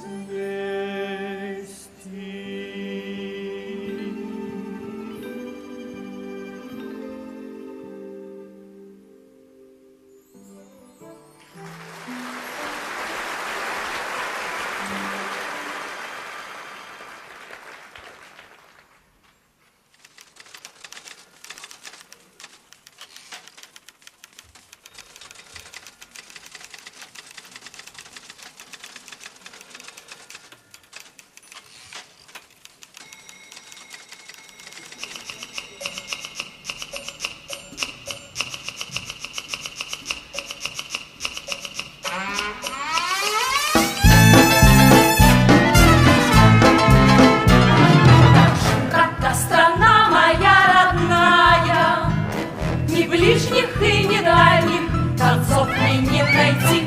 Как управлять такой никто не знает, ведь каждый в ней дерзает, и всякий в ней стремглав летит. Ага, ну полный швах, и всех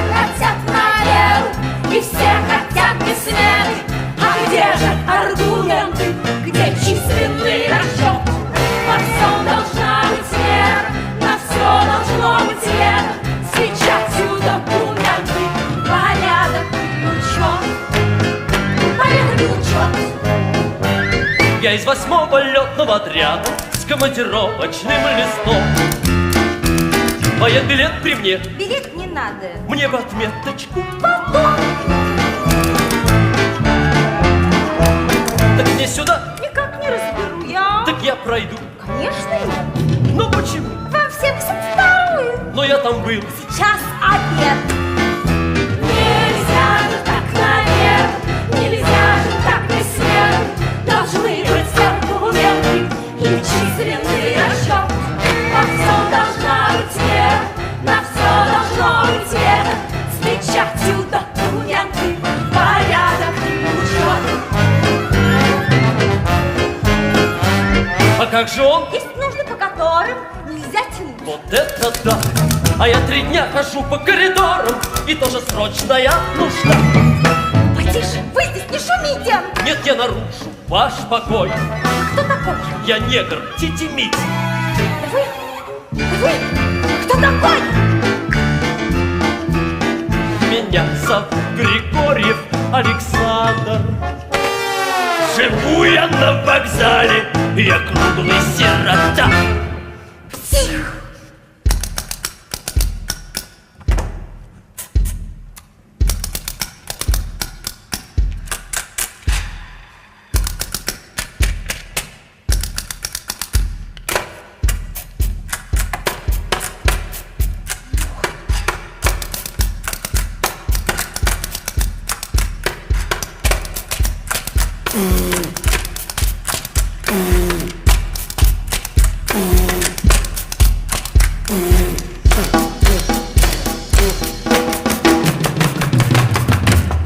Нельзя же так без спросу, нельзя же так без меры. Где факты, аргументы и письменный расчет? На сложные вопросы поступят срок ответ. Должны быть документы, порядок и учет. Порядок и учет. Порядок и учет. Порядок и учет.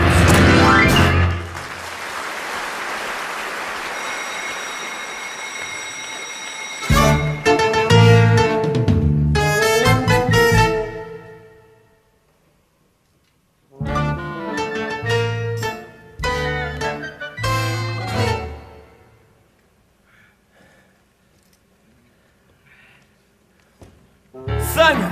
Григорьев! Черт побери! Искренне рад такому сюрпризу. Здравствуй, Ромашка. Здравствуй, подлиза. Сань! Кончай пускать пузыри. Ты-то чего здесь оказался? Да уж не ты ли часом воду здесь мутишь? Ты что? Гляди, когда так улетишь. Ты чего? Это вовсе не я. Это наш старикашка проказик. Он боится, что твой перелет воскресит его старый грешок. Он тут ползает, словно змея, использует старые связи, и уж точно на все, что угодно пойдет, лишь бы замысел твой растереть. Хорошо. Ты давай не крути, ты и сам не зеваешь. Я вообще на твоей стороне. Ишь, как заворковал.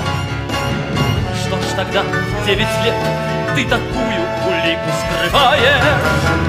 Я-то знаю, что ты тот письмо своровал. Ах ты! Ну, не делай такое лицо. Понимаю твое раздражение.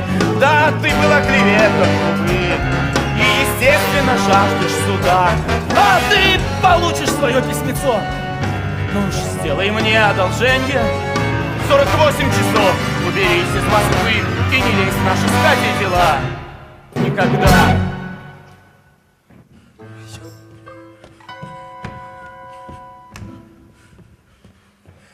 Я, похоже, помешал. Нисколько, Николай Антонович. Видите ли, только что с настойчивостью чрезвычайной верный ассистент ваш, не стесняясь, предлагал мне помощь в том, чтобы опозорить вас навек. Да-да, весьма печально. Он, подлец, припас на вас опасный компромат. Да-да, я в курсе, из чего бы ждать иного. Я его взрастил, а значит, сам и виноват. И что подлец он для меня отнюдь не ново.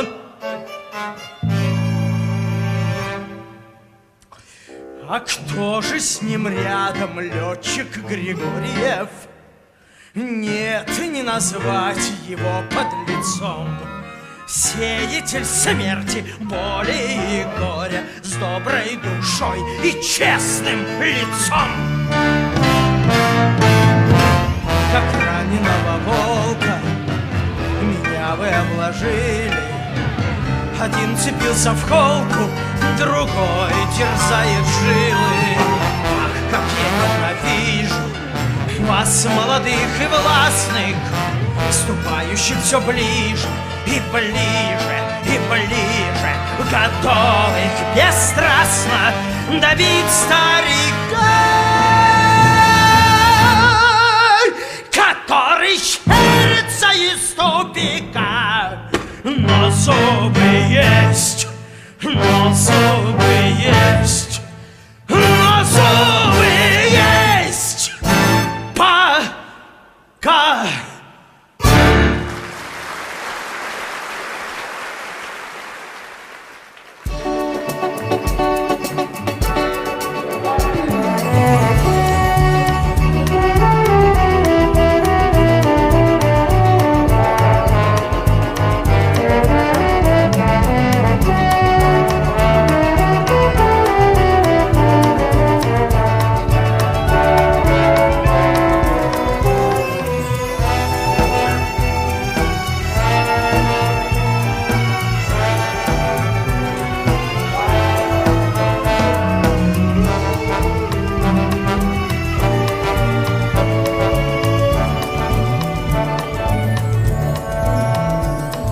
Чего ты раскис, капитан, словно клякса в тетради? Сорвалась экспедиция, плюнь! Соберись. Не грусти. Николай-то Антоныч непрост, ты смотри, как нагадил.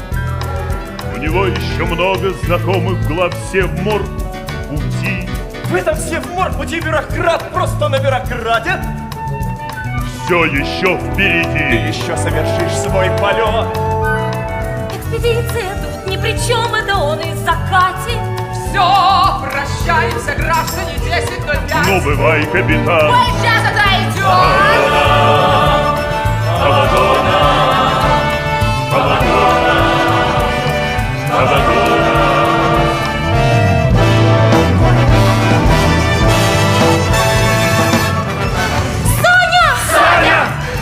Катя! Ты пришла! Пришла. Ну хватит, хватит. Значит, все же ты мне веришь. Я сейчас закрою двери. Подождите, двери! Тут любовь у людей происходит, поймите, пожалуйста.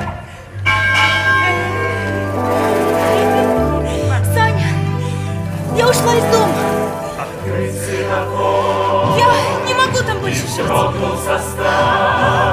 Там все фальшиво. же так расстаться, главных слов не сказать. Я хочу уехать в Ленинград. Последний сигнал. Мне там дают работу. Помните вы, Какую? навек друг друга потерять рискуете вы.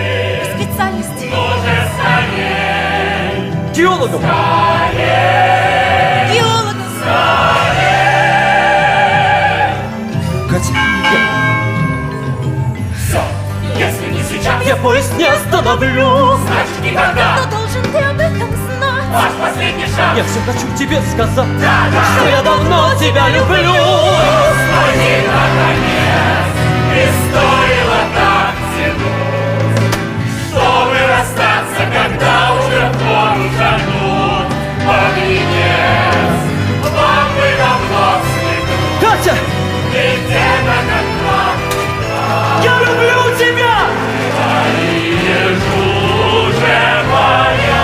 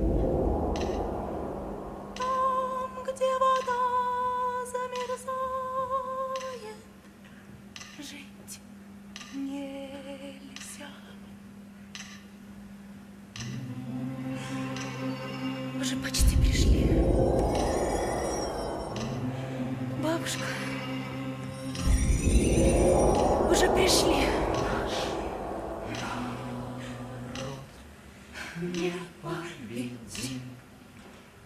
В минус 31.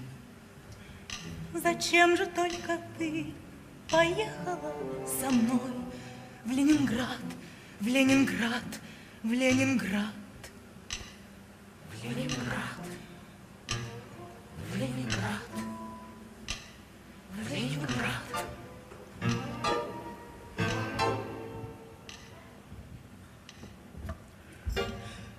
Что вам нужно? Вы кто? Ромашов, это вы? Это я виноват, напугал. Я тут чудом попал на спецрейс из Москвы. Волновался ужасно, повсюду искал. Под бомбежкой весь город пешком прошагал. И нашел, слава богу, живых. Я вам могу помочь покинуть этот ад. Ведь город обречен. К чему вам эти муки? Постойте, Ромашов, не отводите взгляд. Скажите, почему у вас трясутся руки? Выпейте водки глоток. Вам нужно подкрепиться хотя бы чуток. Прежде чем... Что с ним? Двойный приговор так жесток. Что с ним, он жив? Говорите. Я его повстречал в сентябре. Он лежал в санитарном вагоне, тяжко раненый в ноги и грудь. Он ни с кем не вступал в разговор. В тот же день, в 6 утра на заре, на каком-то степном перегоне нам немецкие танки отрезали путь и, шутя, эшелон расстреляли в упор. Я его оттащил от железной дороги до ближайших осин, уложил под кустом. Он был слишком тяжел, мне пришлось отползти за подмогой. А потом, это ужас, что было потом. Я вернулся за ним через час. Думал, он все лежит неподвижен. Я метался среди этих осин, но найти его так и не смог. Я пытался, но, каюсь, не спас. И, конечно же, вряд ли он выжил. Безоружный, больной, совершенно один, в окружении врагов и почти что без ног.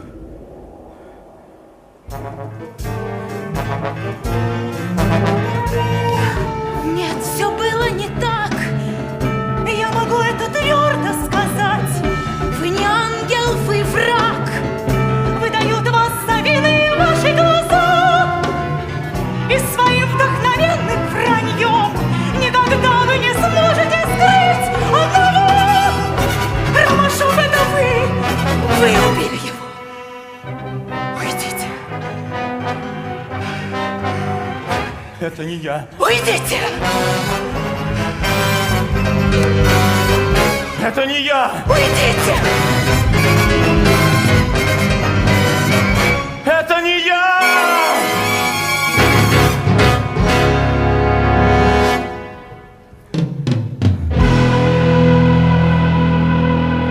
Это не я! Хотя, казалось бы, и не за что мне было абсолютно его любить. Это не я! Его не стал я убивать, хотя и мог в лесу безлюдном его добить. Я не пойму, как выпал сон, когда бомбили эшелон, как он добрался до этих осин, где я наткнулся на него, едва живого друга детства своего.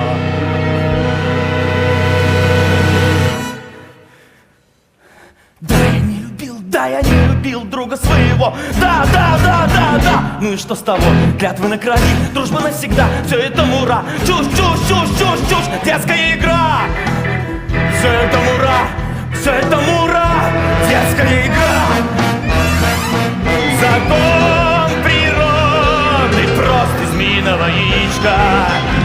Из змеиного яичка не вылупить. дров не получится синичка, не получится синичка, и глупо ждать, что род людской устроен по-другому. Дети, хоть и невинные, но все же человеки из непорочных человеческих детей. Никто другой уже не вырастет вовеки, кроме людей, мерзких людей. Я сказал ему все это, он ответил: отвяжись. Я сказал: ну вот уж нет уж, ты испортил мне всю жизнь. Знаешь, что это такое? Эта штука пистолет. Я сейчас махну рукою, и моей проблемы больше нет. А он: мол, врешь, мол, слаб ты покончить со мной. А я: смотри, смотри, я спускаю крючок. А он стервец, калека, лежачий больной, схватил костыль, да так его сильно швырнул, что отбил мне плечо. Он же костылем мог меня убить, это же маньяк. Вот, вот, вот, вот, вот, до сих пор синяк. Я этот костыль, я его схватил и расколотил. Я забрал его вещички, я забрал его вещички. Всю еду и даже спички, всю еду и даже спички. И я ушел, просто ушел. Это не я его убил. Он сам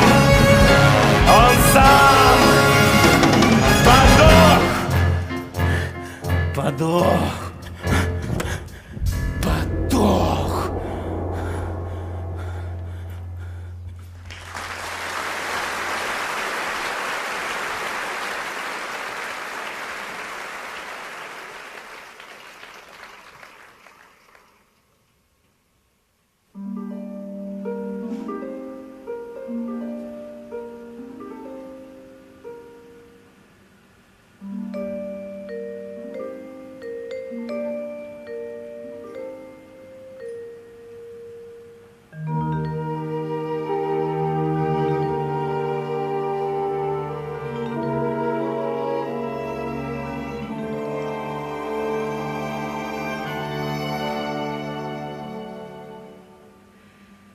Час, когда сгустится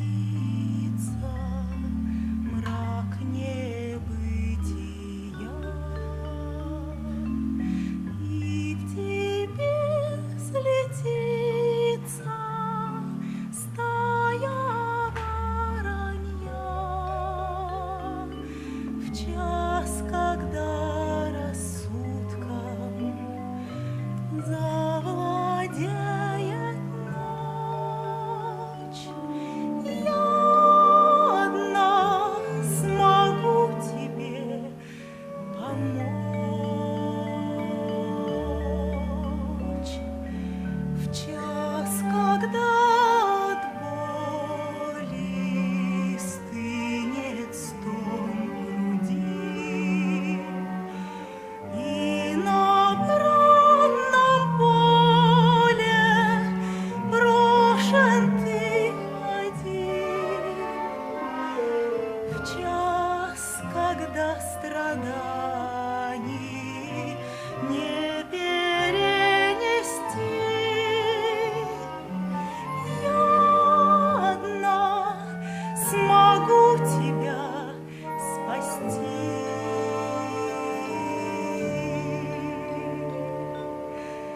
Прислушайся, я рядом, я с тобой. Сквозь грозный рокот волны ветровой услышишь ты мои слова. Я верю, я надеюсь, я люблю, и смерти я тебя не уступлю. Пока моя любовь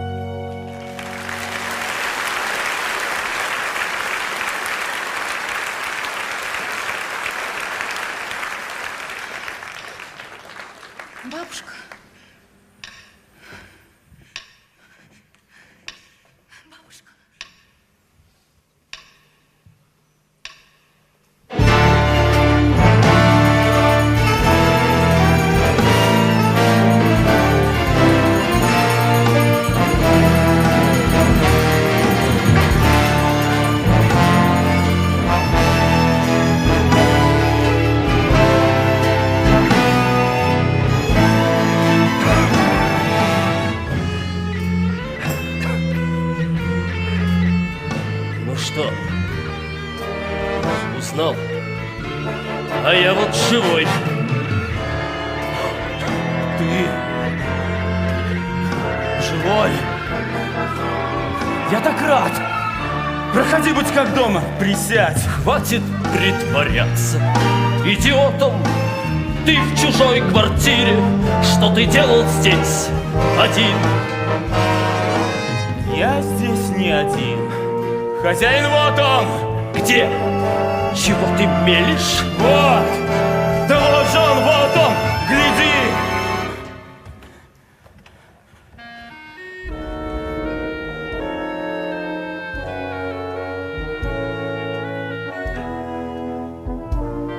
Что с ним? Инсульт.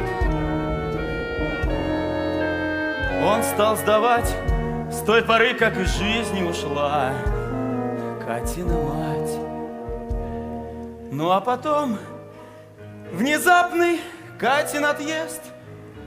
Тут уж старик расхворался совсем. И вот теперь влачит больничный свой крест. И что самое страшное, он полностью нем.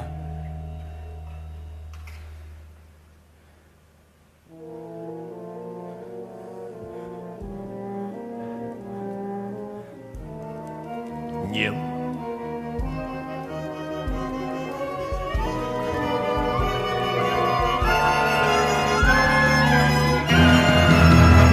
Он стал немым. Из этих стен вместе с Катей ушла жизнь, которой когда-то дышал этот дом. Внутри зала все сгорело дотла, и едва возродится когда-то потом. Теперь уже навсегда в этом доме беда поселилась. Стой! Что ты имеешь в виду? Ну то что, Катя? Что? Катя. Ты что, не знал? Ты врешь! Я видел сам, как она умерла. Я сумел их найти, но спасти не успел.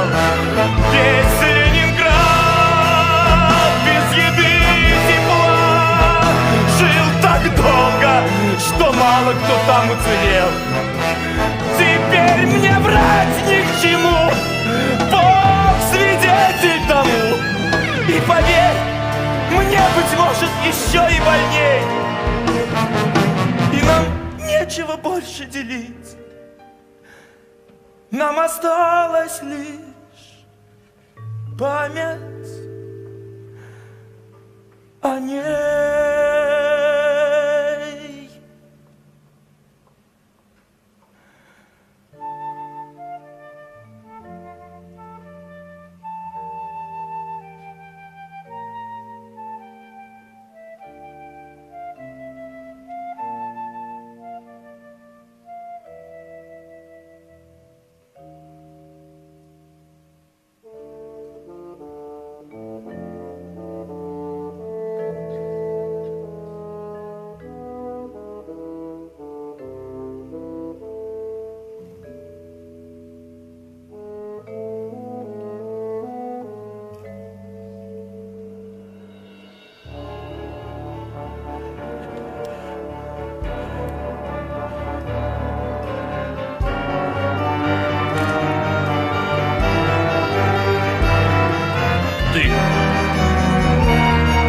Достоин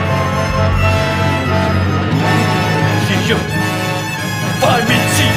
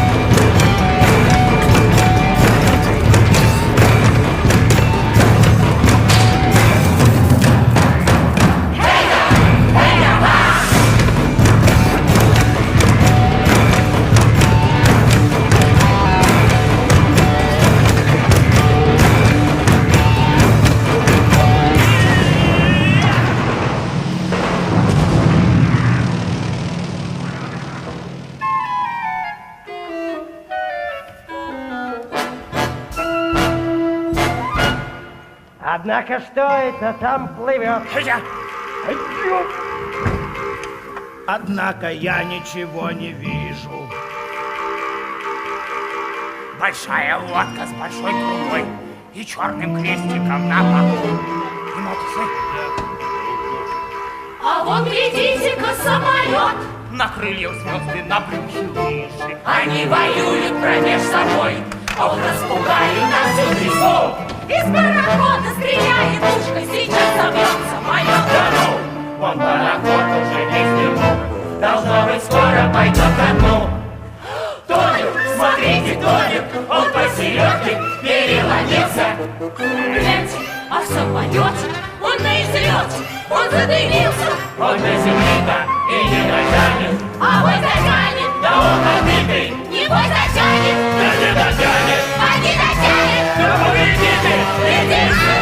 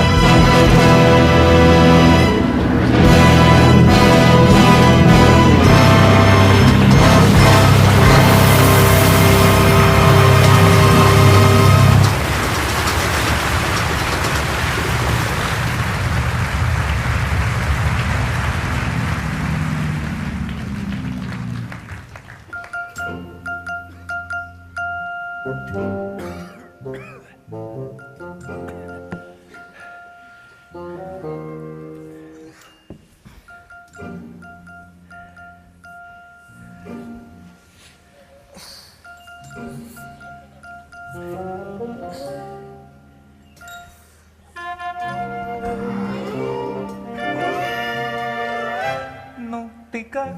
Да вроде целый, руки-ноги не задело. Сам-то жив. Да вот башкой я пулемет, как фашист. Фашист отлично. Не всплывет? Проблематично. Веселится и ликует весь народ. Будете знать, собаки, наш воздушный флот. Кстати, что там с самолетом? Тут часа на 2 работы. Так, немного обгорели провода. А снаружи дело хуже, много дырок. И к тому же малость лыжу повредили. Не беда. Палку привяжем, будет лыжа хоть куда. Ну-ка, взяли! Взяли! И взяли! Еще раз!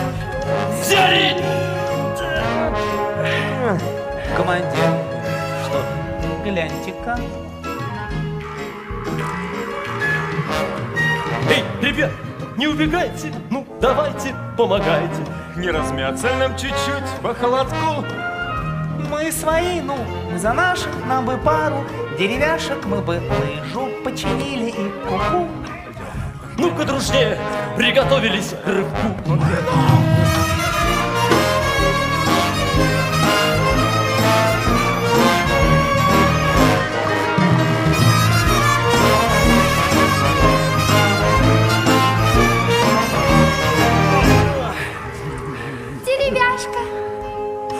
гляньте, братцы, вот вам лыжа. И откуда бы здесь взяться корабельному багру? Что за буковки такие? Жаль, подпортила вода. О, прочу. С.В. Мария. Что? Откуда? Дай сюда.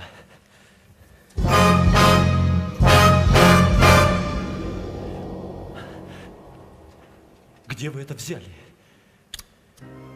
Это было давно. Сильно давно.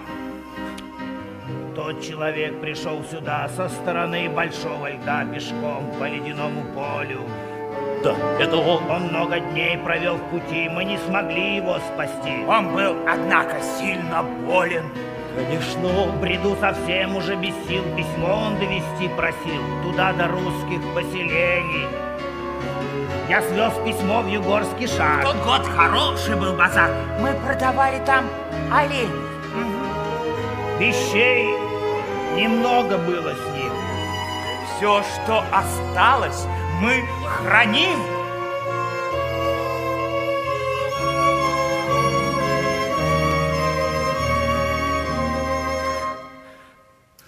Шхуна Святая Мария. Корабельный журнал.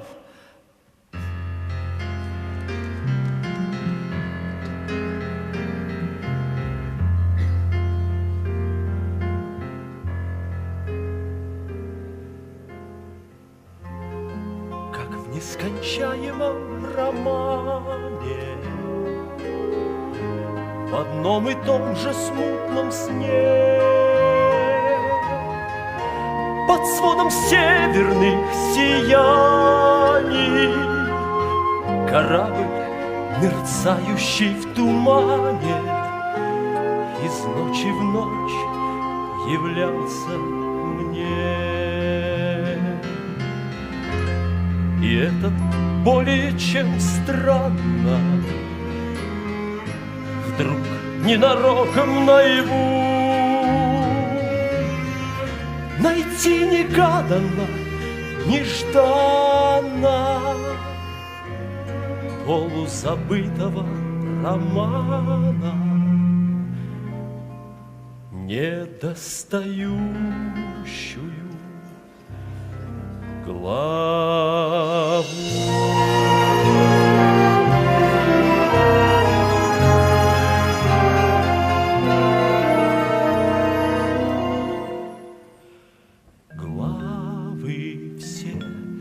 Да кому читать их? Что в них толку теперь без Кати?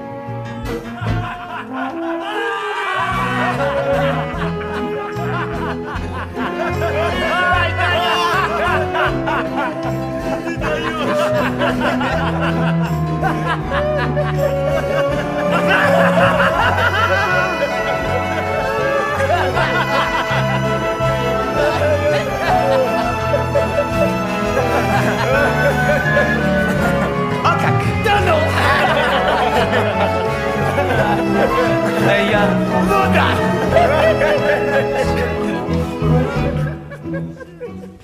Представьте дыму, полная кабина и 8 дырок вдоль борта. Разбито вдрызг, приборов половина, а снизу тра-та-та-та-та-та-та-та-та. Тут командир, вслепую без наводки, решает сбросить весь запас. И гаду немцу прямо посередке шарапова не в бровь, а в глаз. Уж я не помню, братцы, как мы приземлились, вертя хвостом к дыму густом. Погнули лыжу, крылья чуть не отвалились, ну а потом Еще чуток, еще бы самую бы малость. И самолет, путиль сырье. Однако все-таки оно не поломалось. Крыло мое, крыло мое, крыло мое, крыло мое, крыло мое.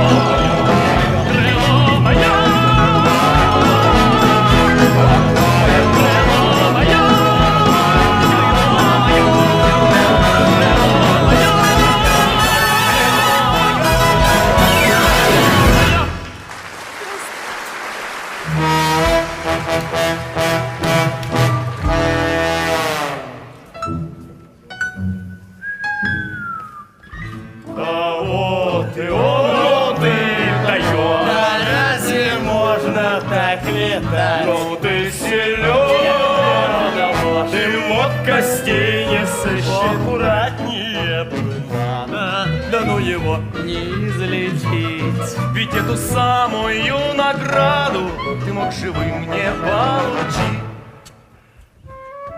Чуть не забыл, товарищ капитан. Простите, разрешите обратиться? Разрешаю, лейтенант. На КПП, в общем, там к вам гость, похоже, из столицы. Это какая-то ошибка. Я никого не жду. Да ждете, капитан. Еще как ждете.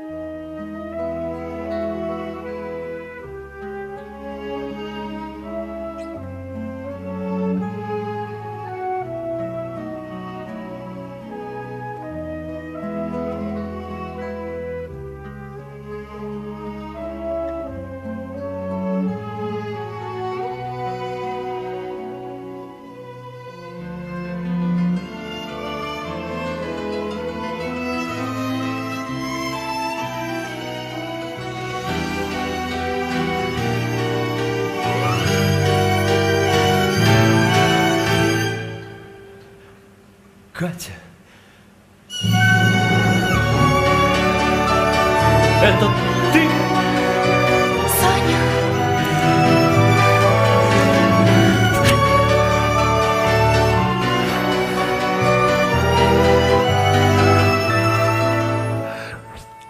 Катя. Моя Катя. Воскресла. Воскресла. Катя. Катя!